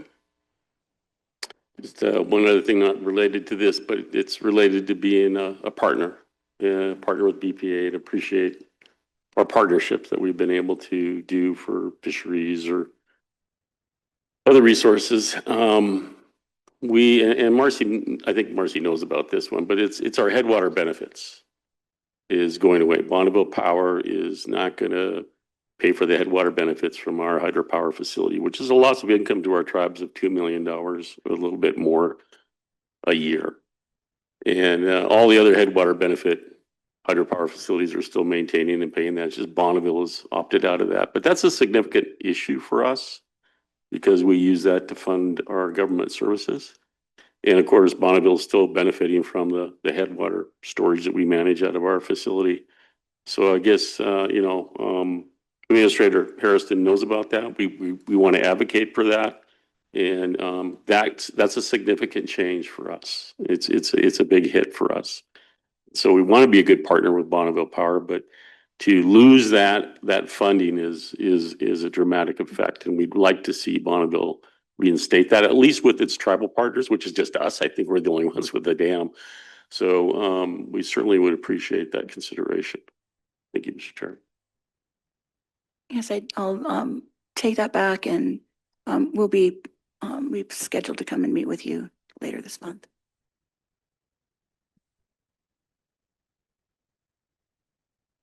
Great, thank you. We're just going to swap a couple speakers in here. So Don and Annette. Yep. Yes. You want?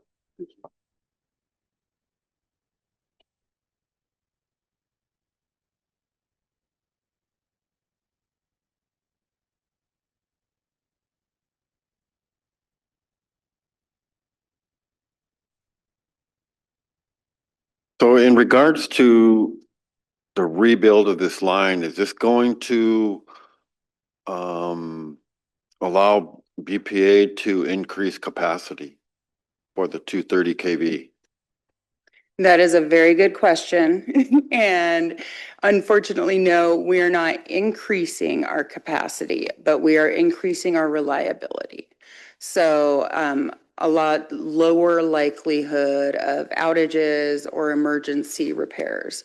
So right now, the demand in the area, the requirements only call for 230 kV. So that is what we are rebuilding to. Okay. We are increasing our capacity for the fiber communications. So that fiber is getting upgraded. The line is getting rebuilt at that same 230 kilovolts. Thank you. So again, my name is Annette Talbot. I'm a tribal liaison with Bonneville, and Doug is on the line, but since he's not here, I'm going to review the work we're doing for environmental review. So we had a wonderful meeting yesterday out in the field with Carter and Tony and Pat and Katie. They were all really helpful on giving us insights on resources and ways to collaborate. And John, our forester, will talk more about that. But that was great preparation for our work to prepare the federal required environmental assessment under the National Environmental Policy Act for the actions that we're taking. And so that information and insight from your tribal resource specialist was going to be invaluable.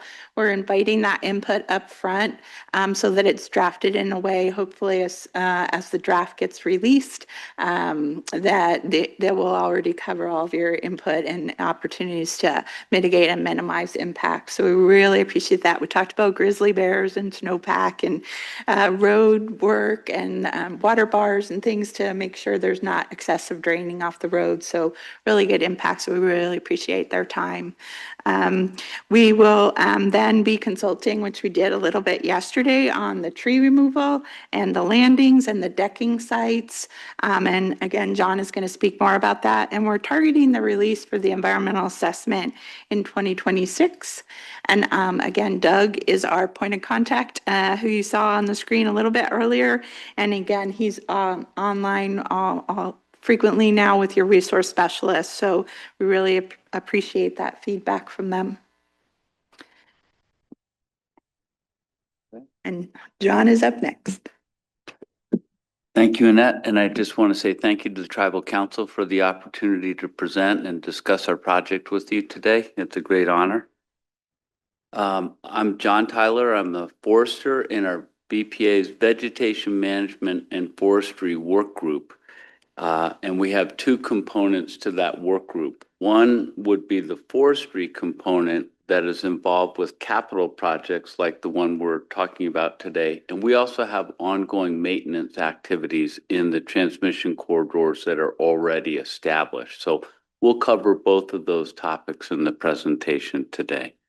So as we look at the design of the new project, and we look at the vegetation that is in the existing corridor and along the sides of it, BPA has identified approximately 2,500 trees that are in a thin strip between the existing Bonneville transmission corridor and the Northwestern Energy corridor, where we each have transmission lines. Now, I'm going to go out of sequence on the slides because I think that a picture says 1,000 words.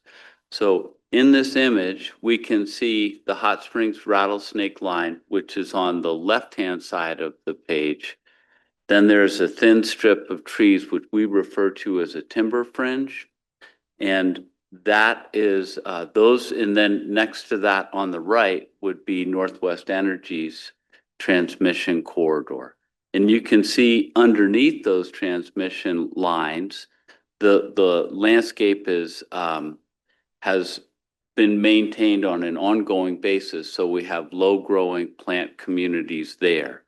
The trees in between the two transmission corridors are on tribal land, and they're outside of our ongoing maintenance activities. So those trees have grown up and are now a concern for the new design of the transmission line that we're proposing, that we'll be rebuilding.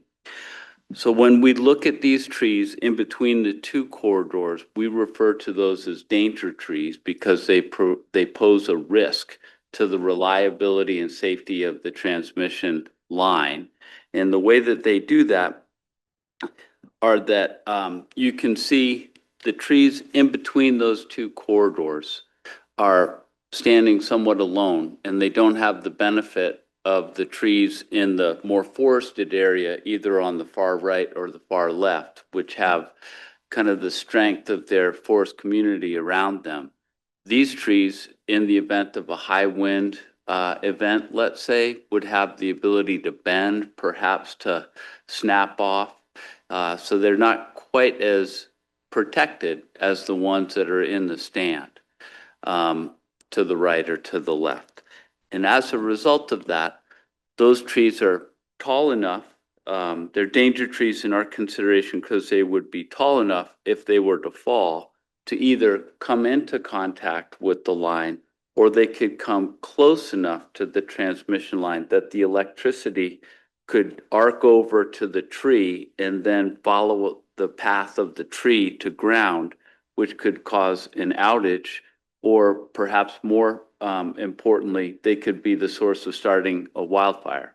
And we really don't want to be in the position of having the risk of starting wildfires. When we were in our ongoing discussions with Northwest Energy, I think we can go back a slide to the 2 slides. Yeah, one more. There we go. So in our ongoing discussions with Northwest Energy, they agreed that the trees between our 2 transmission corridors pose a risk to their reliability and safety of the operation of their lines as well. So I think it's important to note here, as Meadow said, this line is now 70 years old, and when we rebuild it, the standards that govern what equipment that we can use have changed over those 70 years. So for example, we may, in some circumstances, be required to install taller transmission towers, or perhaps more importantly, wider cross arms. And then the conductor that is held between those cross arms may sway in the wind closer to the edge of the transmission corridor. We have also recently updated our vegetation side clearance distances to ensure that we maintain that safe distance between the forested edge and our live transmission lines to prevent trees coming into contact or getting close enough to those live transmission lines to cause those flashovers and potentially cause an outage or a fire. I think we can go to the next slide, please, Adam. Please feel free to interrupt if you have any questions while we're going through this. BPA, BPA, we've been in discussion with tribal staff members already, because we don't own the trees that are outside of our transmission right of way, that we would acquire the rights to them from the tribe and compensate the tribe for those trees based on fair market value. And our goal in this process is to remove or limit the risk of those trees to the transmission line. Once those trees have been cut and moved from the area between the 2 transmission lines, our proposal is to get them into identified decking areas where the trees can be stacked and sorted by size. And this was part of our field visit yesterday, to identify areas that would be suitable for storing that timber. Once the timber is there, BPA has no interest in those logs anymore. The trees are the tribes, and it is up to the tribe what they would like to do that with them. For example, if the tribe wanted to take those trees that have been cut down and they saw that there was marketable value, then the tribe could take those trees from the decking area to a local mill, sell them, turn them into lumber. Or just another thought would be, maybe they would be good for community firewood. But our goal is to manage the risk along the transmission line. We don't have any interest in the trees once we've reduced the risk. So we would like to move them, once they've been cut, from where they are to an area that would be safe, would be in close proximity. Okay, question? I'm following, and so you want to cut down trees that we have no intention to cut down, put them in an area, and then us pay to bring them to a mill, and I guess that's going to cost us some money, and I would hope that you guys plan to cover the cost of that as well, because before you guys said anything, we had no intention of spending any money to take down any of those trees. Right. I see some hardships coming up for our people. Some of this area goes through our primitive area. No, only our tribal members are allowed up in some of this area. And I would hope that you guys thought about obtaining permits for your entire staff that's going to be up there. But you guys are probably going to have to ask for something extra special to access that area. You're taking more land, you're wanting to widen things out, and we've got berries, we've got animals, and I'm really struggling with this project. So you can't put a value on some of these things that you're asking. So I think there's going to be a lot of conversation moving forward. It's going to be quite difficult to really come to an agreement because, yeah, I just don't think you can put a value on some of the area that you guys are trying to take. I appreciate your comments and I agree with many of them. Just to be clear, BPA does not intend to expand the right of way. It's the right of way and the easement that we're currently operating in. We're not looking to expand on that. So what we have rights to trees that are outside of the managed right of way, outside of the easement, that are designated as danger trees. And we have designated the trees in that small fringe as a threat to reliability and safety of the line in its rebuilt condition. Therefore, that's really what we're talking about. And I appreciate, I'm the forester, but I know that Kevin was here to already discuss the review for cultural sensitivity and the range of issues that are associated with that. So I'm going to leave those questions more to him than to me. And I think that I would say we've had good conversations with tribal staff so far. And we have no intention of not continuing those, right? So we want to get to a place where we're all understanding and in agreement about what the best path forward is for this project, but more importantly, for the tribe. So Annette, I know that you may have some comments as well. Yeah, I wanted to make sure because I think this is a little confusing. So the easement gave us rights to remove danger trees, but it didn't prepay for the removal. So we will provide fair market value compensation for the value of the trees. And we've talked to Pat and Steve about that. And we also gave Holly some information this morning on how that compensation is derived, board feet, species of the trees, that kind of thing. So they're well aware of that. I think at this point, they're comfortable with our methodology, but I'll let them speak for themselves if they have concerns. May I finish on that? Okay. And then I think the reason for allowing the trees to go and be decked is for the tribe to have the additional value of doing whatever they want with them. So we saw that as a value add. If there is a concern with that being a value add, so we had conversations yesterday with Pat about there's timber sales nearby that you might like to offer. So we could make the decking areas larger so that they could be not only for the volume of our trees removed, but you all could then, as tribes, when your timber sale's there, have an already prepared decking site for your timber sale. So we're willing to work on all those logistics to make your forest management more acceptable, right? And easier when you go to offer sales in those areas. And we went to 2 decking sites and both of them apparently had timber sales potential nearby. So those are the kind of things we would love to work with you on in terms of making sure that there's value added in addition to the compensation, and then whatever you would like to do with those trees on the decking sites.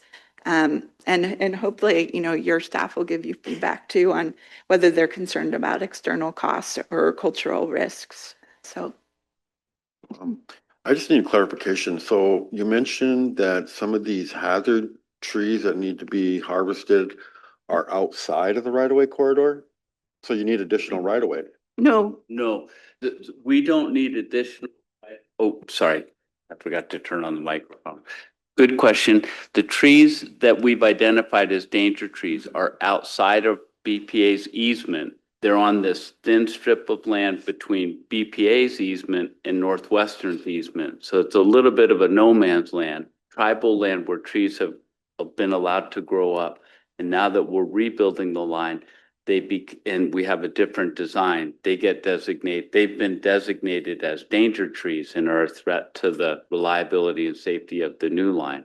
Therefore, we have rights to cut danger trees, but they're not our trees, and we're not looking to expand on the easement.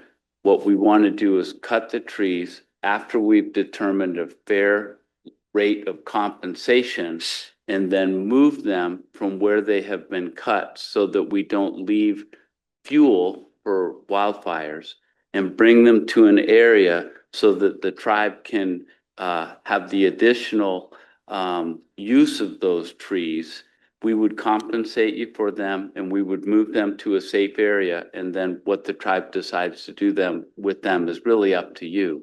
Whether they, let's say, as I mentioned before, had a marketable value, or maybe they had a community value. No, I understand that. I just misunderstood. I didn't think it was right between the Northwestern and the BPA. I thought you were referring to trees outside of those, both of those corridors. That's what I was led to believe. So that's why I was asking. I think what's really unique about a right-of-way for a utility line is that the easement language actually says, and you have the right to remove dangerous trees located beyond the limits of your right-of-way. So it's unlike a different right-of-way where you're sort of prescribed by the actual 250 feet of the right-of-way. It gives you that added ability to address any trees. Again, including compensation. So it is odd as well as easements go, but that's the unique part about it. Mr. Chair, if I could make a comment? Okay. Yes, I have two. So the first is to kind of clarify some confusion about the direction of this current hot springs to Rattlesnake. Northwestern Energy does go through the primitive area. BPA Hot Springs to Rattlesnake does not. This one does go through from Hot Springs through Dixon, through the outskirts of Arlee, shoots behind the Gray Wolf Casino, and then goes up Evero and drops back down. Yeah, just to clarify for the primitive area, because that is a big deal. And then secondly, I just wanted to comment to tribal council is that as of next week, when Dan Decker gets back, we will have a legal staff that is assigned to this project. So some of the communications of being able to identify some of those terms, as we all know, can be a little tricky. We will have BPA's legal and ours to finally have some of those early discussions as well. So that will be something that we're noting. Thank you. Tom, go ahead. Yeah, thank you, Mr. Chair. I'd like to do a correlation with, it's really your fire mitigation, to remove those hazardous trees outside of your right-of-way proper. Mission Valley Power has the same opportunity. But the unique thing is the compensation for stumpage. And so that's set. And so I got to get back to my headwaters benefit, because that's been set by Bonneville, and now you're retracting that to zero value. So I just really want to emphasize that once more, that it's do as I say, but not as I do. Is kind of the way I look at it. But anyway, I can appreciate your fire mitigation strategies and wrapped around the wood poles. That's certainly a strategy, trying to prevent anything that would start a wildfire from your lines that you're liable for. That provides service to so many people. So anyway, thank you. But the river corridor is a protected area. And that's the aesthetics. That's the issue of where is it established, places that are a consideration. And so our Flathead River corridor is of utmost sensitivity to us, similar to the primitive area that Danielle's mentioning, or Katie's mentioned. And so that's super sensitive for us. And any rebuild there, or, just the aesthetics of that area of a river corridor. And you've seen it, you know what it looks like. It's just fabulously beautiful area. And when you look at that area in the agency or the Highway 200 vicinity, it's a beautiful river corridor. And you have a major transmission lines that cross it. Used to have a Yellowstone pipeline that used to cross it, but we removed it. So the one question I have on the environmental stuff is the electromagnetic fields. And so I guess, is that an analysis when you reboot and start reconstruct? Is that something you look at? Because it's a factor for our Gray Wolf, or economic development for a Gray Wolf Peak Casino in that area, is to have that amount of EMF in an area that's of commercial value to us. Mr. Vice Chair, Annette Talbot again. Doug, can I phone a friend for our NEPA person? Are you online? I'm pretty sure that's usually addressed in some fashion in our EAs, but I want to double check that. Yes, this is Doug. We would address that in our environmental analysis. We would run a new analysis of EMF along the corridor and what we would expect the changes would be. And from my experience doing past projects, it's likely to not change much at all. But we'd have to wait until we see the analysis. I guess it's not that, is it? That maybe it was never addressed before. So when you consider what happened at Elmo, we got mitigation to help rebuild our powwow grounds because of EMF. And so that's a consideration when I talk about Evero proper, that's a limiting factor for us in a lot of tribal land is the fact that here's this major transmission line going over our land. It was established right away, but that limits your availability to develop because of that. Yeah, I understand your point for sure. So that's something I would like to have, further discussions, with CSKT staff, and we need to do a little bit of research and analysis first to kind of see what we're dealing with, in terms of the, what the actual EMF numbers are. But I'd certainly like to continue the conversation. And we recognize that any easement does have some limitations on the right of the landowner. So we're trying to minimize and mitigate that the best that we can. So we will continue to have that conversation. Appreciate that. One last question. I was asked this question this last Saturday because I was talking to this other person and we were up picking huckleberries and in the area where Northwest Energy's line is, and they said, "Does that EMF field limit where huckleberries grow? Is that an impact?" And I'm stumped. I don't know. Does it? I don't know. Mr. Forrester or NEPA does. Our engineers I've actually asked that question before. We've actually had our engineers for another tribe ask the same question. We had our engineers go out and monitor the amount, and they have reading equipment, and they did a great job explaining the level to the landowners there, and that the minimal level of it is not that different than the other kinds of exposures you might get. So we're more than willing to provide that kind of information. I think it was very illuminating, and we walked away and everyone was satisfied with our result of sending someone out there to monitor it. So we're happy to do that. Well, their observation was that they found the huckleberries just outside of the, none underneath the lines, none right directly in the right of way, but outside the outskirts. And I'm not an EMF specialist, so please understand, that's not my strength. But what I would say is that I'm not really certain exactly what the requirements of a huckleberry plant are, but clearly in the managed right-of-way, our goal from a vegetation management and forestry perspective at BPA is that we want to establish low-growing plant communities so that they don't grow up and get in close proximity to the line. Now, those low-growing plant communities don't provide a lot of shade. So if huckleberries are growing just on the edge there may be some kind of environmental condition or habitat condition that's more suitable for the plants to grow there than in the hot, direct sunlight underneath the transmission lines. Now, I'm saying that, but I'm not a huckleberry or an EMF specialist. So that's just my best guess at the question. Yeah, I didn't notice your fingers were purple. So We did eat some berries yesterday. We did eat some berries yesterday. Well, it's an interesting discussion. I actually grew up within 200 yards of the Hot Springs Bonneville substation, and with my grandparents, and they swore that once that substation went in, they could see the rain clouds come and go north and go south, miss us always.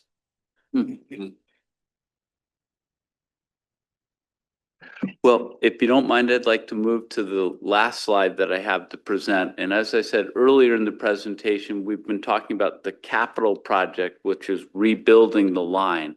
But now I'm going to focus on the maintenance activities, which are ongoing, and we do them on a 6-year rotation and a cycle. So as I've mentioned a couple of times already, our goal is to make sure that we keep vegetation away from the transmission lines for fear of causing an outage or perhaps worse, a fire. How we do that is establishing the low-growing plant communities in the transmission corridor within the easement that we have. Our next scheduled maintenance activity along this corridor will be in fiscal year 2026. And I know that it may not make sense, but our fiscal year starts on October 1st. So it may be as soon as October of this year that we begin work for fiscal year 2026. One of the things that will be different this year from our regular scheduled maintenance is that we are going to be doing bare grounding around the base of each transmission pole so that it reduces the amount of fuel in the event that a fire were to move down the transmission corridor. The fire would get close to the bottom of the pole, but there wouldn't be anything to burn around it. Now, this is a new practice for us that we're implementing here, and it will be kind of leveraged when the newer poles go in that have a fire wrap applied to them. So we'll have reduced fuel at the base of the pole, and then we'll have a fire wrap as well, so that any embers that may be in the air would, our goal would be to have them bounce off and leave the poles intact. And we have some information in an article about that, about how those techniques have worked in other parts of our service territory. And I believe that the article link has been sent. So if you wanted to learn more about that, there's additional information that's available. And one last thing, we met with Holly this morning from your realty staff, who was fabulous, provided us a lot of great information. We also mentioned that we have a publication about living in around a high voltage transmission line. Provides a lot of good detailed information, kind of explains the flashover concept of something getting close to the line can be a danger. It doesn't have to touch it.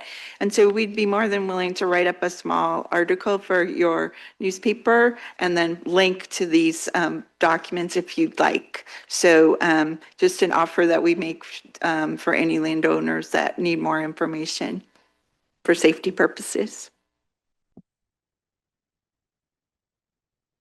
Okay, finally, we've covered a lot of material. Are there any questions that anyone would like to ask before we switch presenters? Go ahead, Danielle. Just a quick comment. I had the area wrong. I was thinking it was the northwest lines going up through our primitive area, but it is going through the Evero side. So we still have a tribal member from our tribe missing. It's been 7 years and believed to be in the Evero area. So if you guys have crews out there, or you guys are out there on your daily tribal jobs or any of your jobs, just kind of be aware, or I guess I'll look out a little bit more and see if you guys come across anything. I mean, First of all, I'm sorry to hear about that sad news. And what I would say is that from a maintenance perspective, we do patrol those lines on a regular basis, on an annual basis.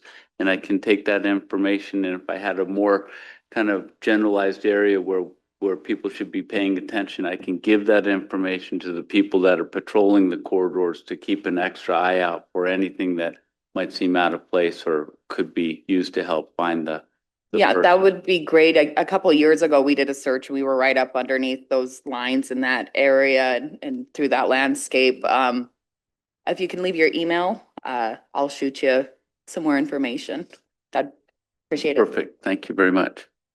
And my email is actually, and that is pointing out on the last slide of the presentation.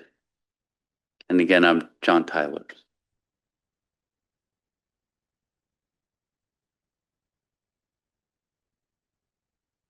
One last slide. We really appreciate, again, wanted to say how welcoming your tribal staff have been for us. Yesterday, it was a really hot day, as Katie said. We were out there and we had some really great conversations. Kevin met with your cultural staff today, your preservation staff, and that apparently went well. And we met with Holly, as I said, this morning as well. And that was really a productive, informative meeting. And she gave us a lot of great information, and look forward to continuing to meet with her as well. So thank them all for their time as well as your time here today. So thank you. Anything else? Well, thank you for the update. Great. Thank you very much for having us here today. Interesting.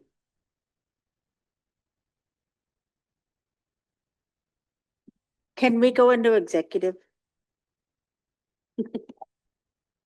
We'll go out of regular into executive.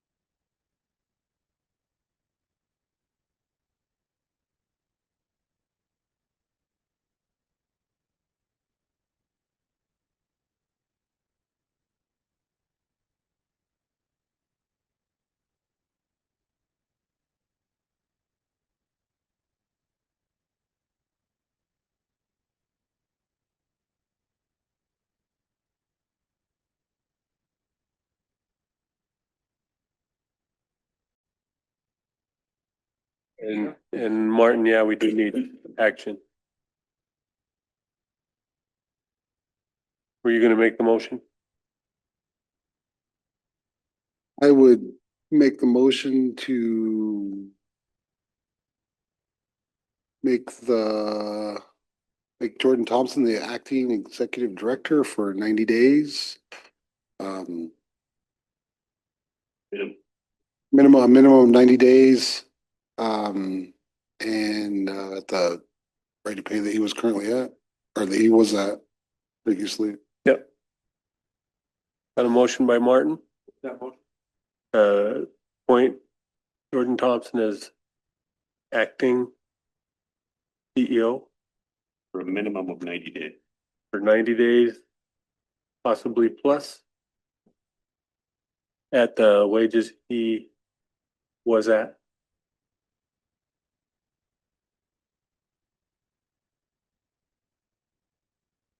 Had a lot of people talk. Second by Jennifer. All in favor? We're unanimous. Cool.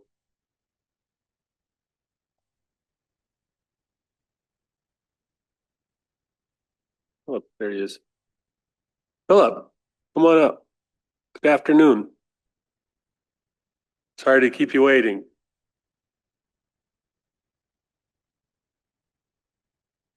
Please turn on your microphone there and you're on.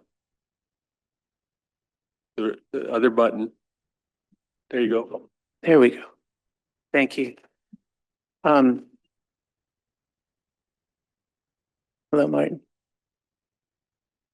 Hello to all of you honored council members and friends. Before I start, and I guess before I say anything, I do want to make clear, I am here, as you probably already know, I imagine Jennifer told you, not representing the Arley Rehabilitation Center. right? I am just here to lend an ear and a voice to your community, and just say a few words. And was requested by a number of community members here to come before you briefly. And so before I say anything else, I just wanted to say something off the cuff. I once upon a time, a fairly long time ago, I was up in the mountains in central Montana, and I found something, and I know it shouldn't be in my possession, and I feel like this is a very appropriate moment to give it back to the people whose possession it should be in. So I wanted to give you that honor to bring it to you, just as a gift and a thank you, and a symbol of kind of handing off the power to you. So I'll just bring that to you.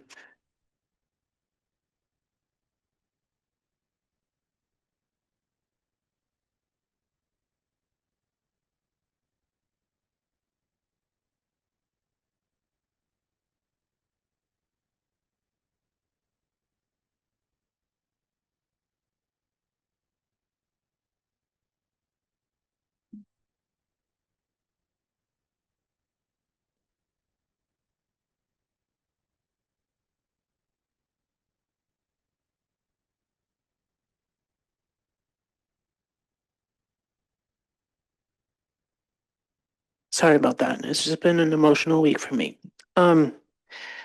You have welcomed me with very kind hearts for several years now, and I've come to feel safe among you and your people.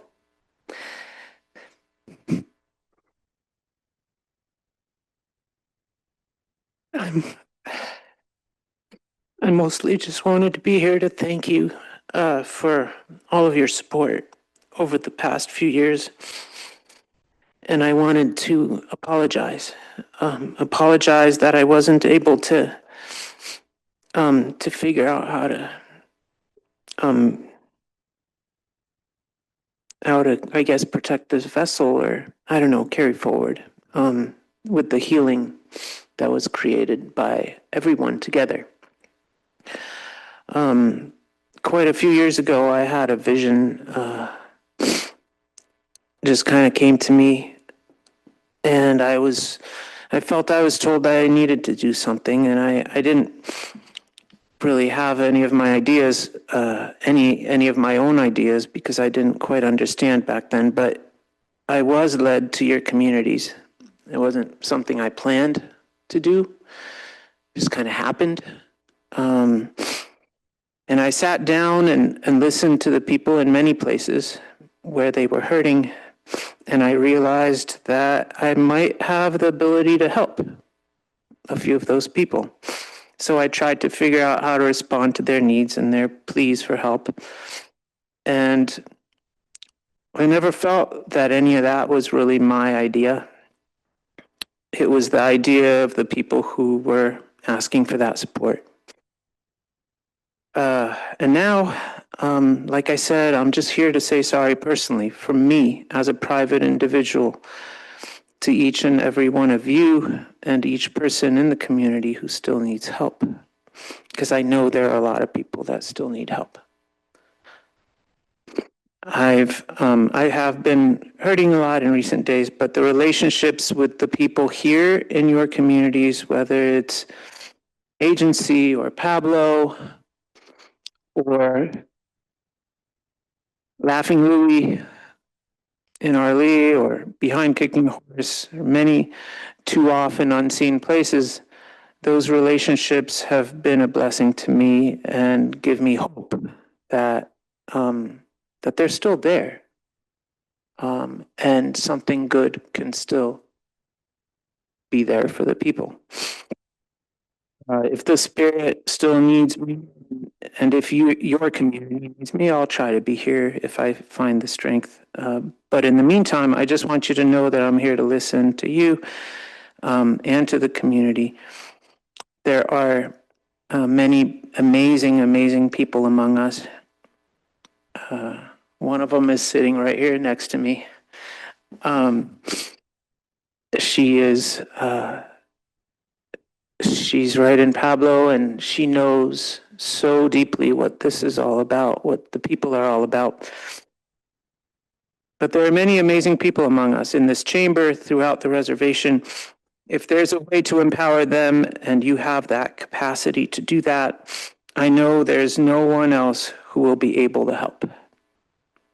Because no one from the outside of your community really, truly, deeply knows what it's like and what it takes.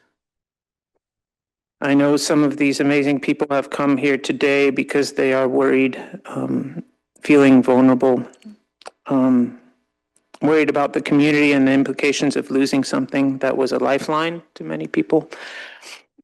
And I know that some of them wanted to have their voices heard, and hope you might give them the opportunity to listen to them for just a few minutes. And if you have any questions, I'm happy to try to answer those at some point.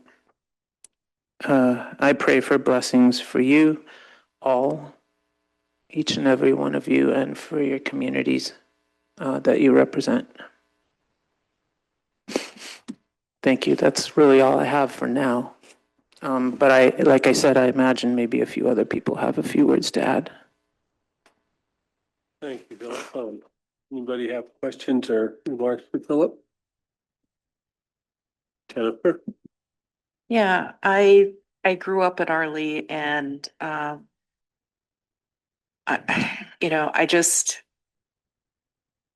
want to thank you for coming here, and I want to thank you for having a good heart and for adding to our community and giving to our community and providing great services that help people in our community. And I think sometimes people don't say thank you, but that doesn't mean that they don't appreciate what you've done for them. And that I think you've helped people in more ways than you realize. So thank you. Thank you for that. Martin? Thank you, Mr. Chair. And yeah, thanks, Philip. Known you for a long time. When you were at the animal shelter, you got one of our first cats for my kids. And yeah, you have a really good heart. I appreciate what you're doing. I hope we can figure out a way to continue the efforts that you're putting forward. The spay neuter clinics have been great, and they've always been successful, and you do a great job of pulling resources and getting the people there that need to be there and the volunteers, and making a very seamless, easy thing that's actually pretty complicated. And so yeah, I appreciate all the work that you've done. And you have my commitment to help as much as we can to figure something out on our side to help do what we can. And I don't know what that is at this point. It's so fresh and early, and we don't really know all the details. But once we get things sorted out, we'll do what we can to hopefully rekindle something that you started that's really good for our community, and I appreciate it as well. So thank you.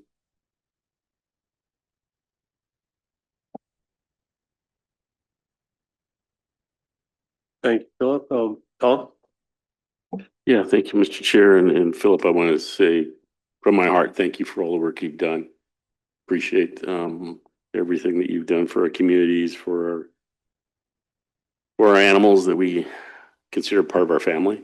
And really appreciate, I know I've benefited from your work personally with my extended family and the pets that they've adopted. And I've run through the spay and neuter program. I'm not sure what's going on, but I certainly would hope to continue all the work that you've done. And I think that's always been our goal, is to try to support and expand as we deal with our animals that are part of our community. And I just wish you well. And I want to deeply thank you for your work. Thank you.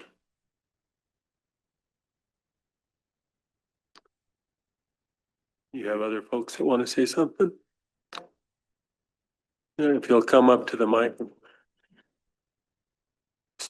We have somebody here at the table first. I'll still be here if you have questions or if, just in general. Hi, respected council. My name is Brianna. I live here in Pablo. I helped with much of the work that ARC did in recent years. I came prepared to read a short statement on behalf of the community. Over the past several years, my community and many communities on this reservation have received help from ARC. This included 6 huge clinics and 5 healing camps for reservation kids. But what can't be easily replaced is the 15 years of building trust and friendships with community members on home sites, in housing, and many other places. Even though there are other organizations out there that do good work and may have resources, ARC was unique for 3 reasons. 1, they were not an animal rescue or shelter, and their goal was to bring healing to the reservation communities, especially to the people. 2, they came to the people and went to places where no one else would go. Drug houses, tribal housing, trailer parks, places deep in the woods. 3, they didn't judge the people, but were just there to listen and help. The programs ARC did were important because they aimed to prevent trauma. But the relationships with the people and being there for the people when they were in crisis was the soul of ARC. This part, this trust, cannot be easily replaced. The good news is that the relationships are still there. The sad reality is that although huge progress was made, many needs are still there. If no one picks up the pieces and carries on the work, things will get worse again. Even if there are clinics, that doesn't necessarily mean people will trust the clinics and come. ARC was best at finding people where they were and making them feel safe to come and ask for help with no judgments. And even if someone else offers programs, that doesn't, sorry, I'm rereading things. Even if someone else offers programs, that doesn't mean people have someone they trust available to them when crisis strikes. They won't have someone to call at 9 p.m. or someone who will come to them or some place to go nearby when they are feeling vulnerable and don't know where to turn.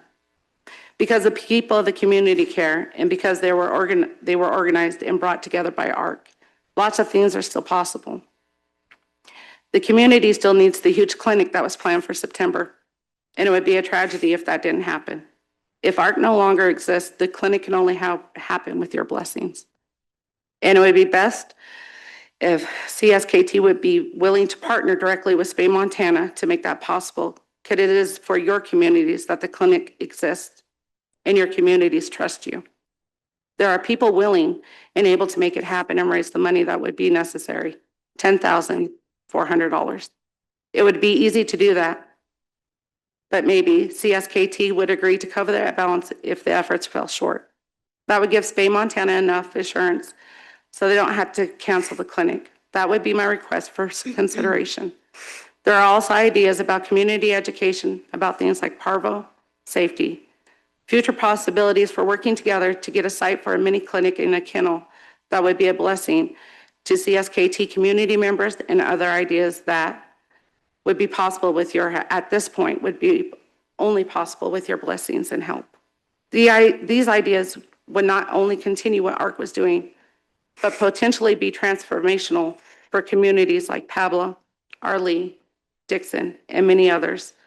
I would request that the tribal council consider assigning someone to work with the community and engage either Philip or someone else in discussions about how to protect our people and animals.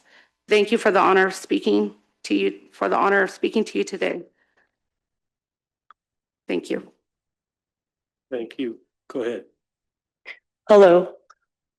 I've been a member of the Arlee community for over 25 years, and I am in the end stages of my life. I drug my ass out of bed today to come here because I want to share with you what I witnessed ARC provide for our community.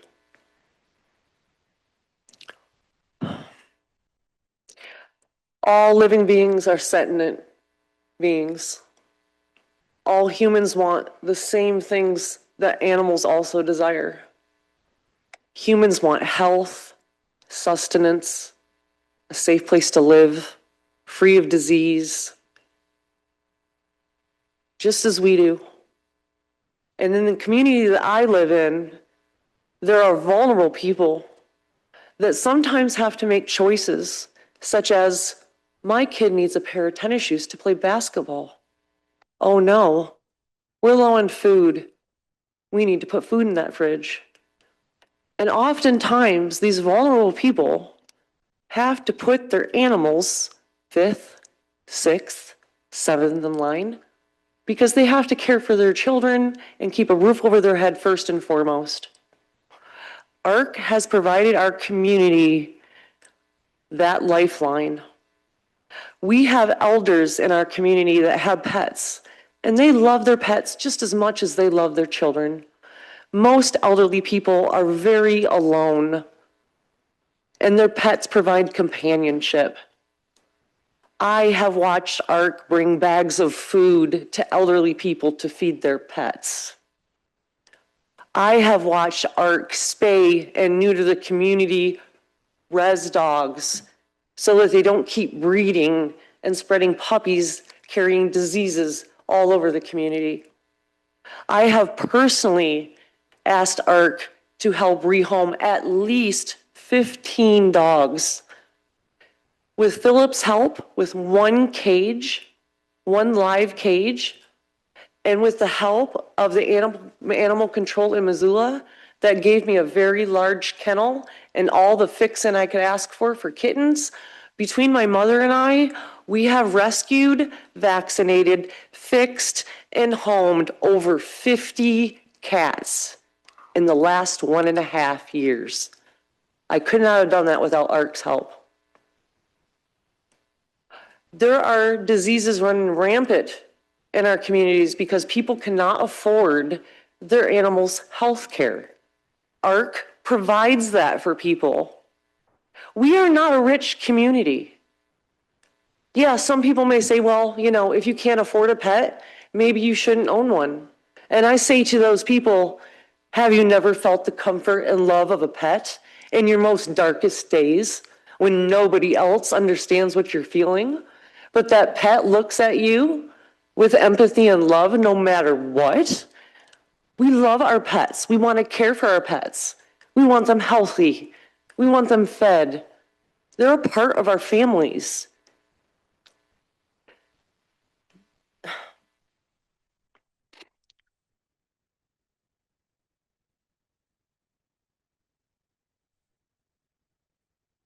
What ARC provides to our community is irreplaceable. It is irreplaceable for the elderly. It is irreplaceable for the impoverished. It's irreplaceable. You don't want your dogs breeding. What do you have to do? You have to spay and neuter them because what do you do with unwanted puppies, right? They provide spay and neuter clinics. They provide vaccinations for our dogs when we can't afford it. And the fact that me and my mother, over the course of 1.5 years, with just a tiny bit of ARC support, have been able to catch litters of feral kittens, sometimes even leaving their mothers behind, in which Missoula Animal Control would provide us with bottles and formula. And then when those kittens were old enough, we vaccinated and found them homes. Who else is going to do that for our community? Statistically, if animals run rampant and diseased in our community, we are also going to be affected with disease. I come from Michigan. Where I live, animals get rabies. I can't tell you how many animals I've had to put down because other animals weren't vaccinated for rabies and it spread like wildfire. Raccoons, cats. So I ask you, the vulnerable in our society, the sentient living beings, we are all sentient beings. We all deserve health, food, shelter. Do we not? If we want that for ourselves as human beings, why would we not want that for the animals in our community when it benefits us just as much as it benefits them? So ARC is gone. Who's going to step up and help the elders feed their pets? Who's going to step up and make sure that the vulnerable people in our community, the impoverished people, me included, who is going to help us sustain our animals' well-being and health? What do we do when they get sick? Just put a bullet in their head? I, for one, know that if my animal gets sick, I could call ARC and they would help me. We have a network of people. They see a dog hit on the side of the road, and people are on the phone. Hey, what are you doing? Do you have time to go scoop this dog up? You don't? Can you call somebody else? And we make it happen. We find that dog, we scoop it up, and guess what we do with it? We take it to a vet. It gets care and it doesn't suffer. How does anybody feel like this provision to the community is in any way, shape, or form replaceable? I do not believe anybody is thinking of anybody who's vulnerable here. I am thinking that many people don't really know what it's like to live in poverty, don't really know what it's like to not be able to afford your health care, as I am, which is why I'm losing my life. Haven't seen an animal suffer from parvo that is most definitely doesn't need to happen. Maybe have never had a rabid animal in their yard possibly bite their child. There are so many things that ARC provides for safety and health and emotional well-being, not to mention the outreach to our children. I have 6 kids. I've raised them in Arley. Every one of my children have attended the ARC camp with a sliding scale fee. My family had to pay $25 for my children, not just one kid, my children, to go learn all they could. 1 year, raptors, horse riding, you name it. They bring in animals from refuges. And our children learn compassion and empathy while they are engaging with these animals. And when children learn these things that are so important that we oftentimes fail to teach them ourselves, guess what they do with it? They take their empathy and compassion and kindness and they bring it back to the community. It doesn't only affect animals. It's affecting the most vulnerable people that live in our impoverished town. It upsets me so much that I drug myself out of bed where I'm supposed to be. I've been in the hospital off and on. I'm literally at the end stages of my life. And when I found out ARC was dissolving, my heart broke. Because I cannot tell you how many people have called me and said, hey, this happened to my dog. Can you help me? I call ARC. The animal gets care. Hey, I have this animal that is killing my chickens. I call ARC. The animal is put into a home that's more suitable for it. I can come up with so many reasons why this shouldn't be happening. I hardly doubt anybody's going to listen to me. But you or whoever is making this decision is taking a very, very important, irreplaceable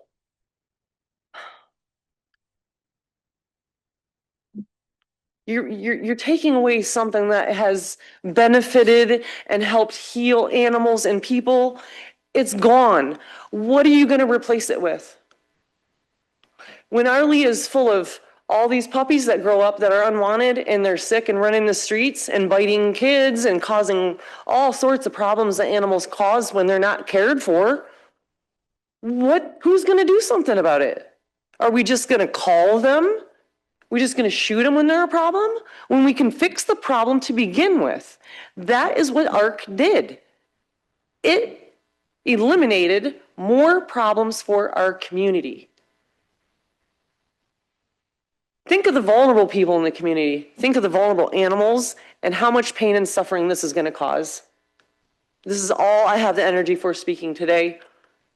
But I think you can tell that this moves me. And it has moved me because for years, I've been utilizing ARC's resources to help my friends, my families, sick animals, animals half dead on the highway. I don't think anybody realizes what you're going to do to our community and how our community is going to suffer now. And that is sad.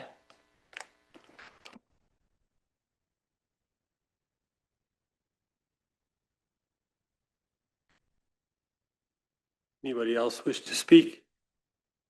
Come to the mic, please. And I will preface that we did not do this. My name is Sarah Jenna Moon, and I just wanted to share that over the last 2 years, and I live here in Pablo. Over the last 2 years, I've had to contact ARC 4 different occasions for 4 different dogs that in my neighborhood in the Northwoods community in Pablo, we've had dogs trying to go after kids that were getting off the school bus. I have personally encountered 4 and intervened 4 times with an air horn to stop large breed dogs from going after the kids getting off that bus. The police have been down there so many times for the same dogs. The owners of these dogs deny owning them. It was years of this before something was finally done. Kara's property management won't work with us anymore because of how many times they've been bit by dogs going through there. We had to get a property management company out of Missoula because no one will oversee our community trailer park. ARC was the only place that would help us they at least brought us muzzles. They at least gave us what they could to try to reduce the problems. And since I've moved there, I've even had animals breaking into my fenced yard, coming home to other people's dogs in my house. And they've helped me every time. They've never turned us away. And when I moved here, I was a single mother of 4, living off of bare minimum, no child support. I couldn't have made it as far as I have without their help and support. And then their camps and just the hope that they inspire has really set a foundation for my children and their friends to where they've started these animal rescuing clubs and they're looking out for the animals in the community and carrying air horns with them everywhere. The education that they have provided our children is amazing. And when I had no one else to help, they have never turned me away empty-handed. And I just think that's important to keep in mind. Thank you. That's all I have to say. Thank you.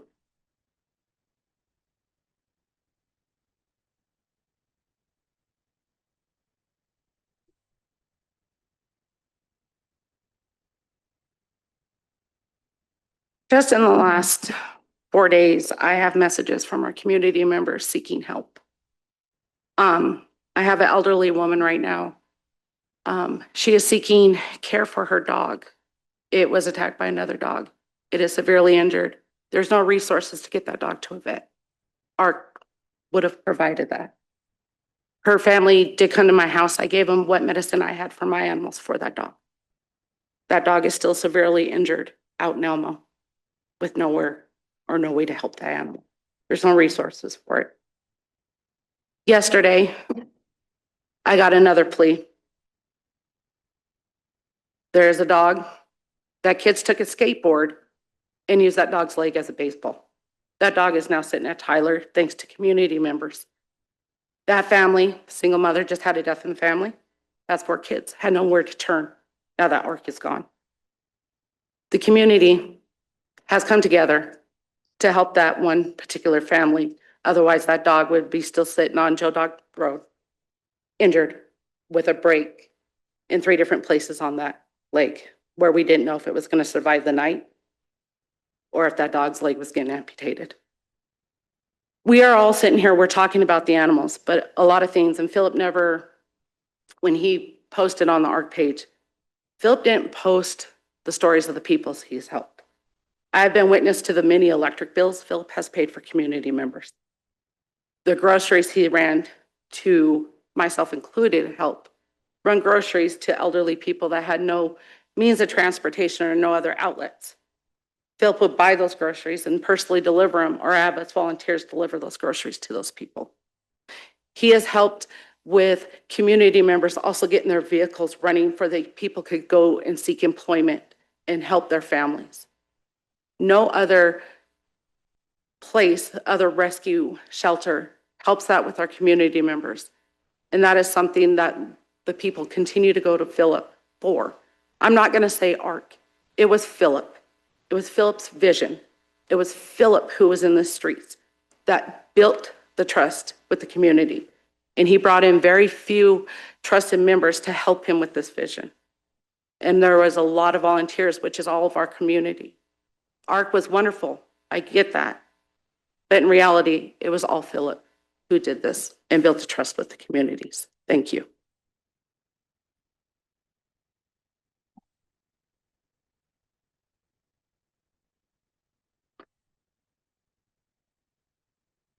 Anything from council?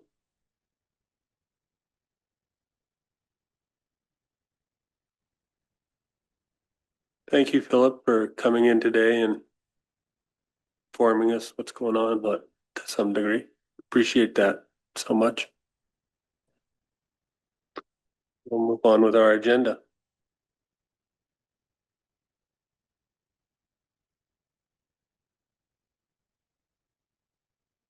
Take 5-minute break. You guys actually were gonna adjourn before you started your roundtable meeting? Okay.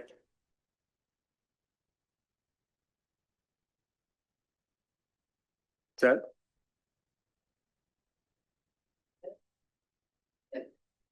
Yes, she does. You're right. You are right. Yeah, let's do the 5-minute break.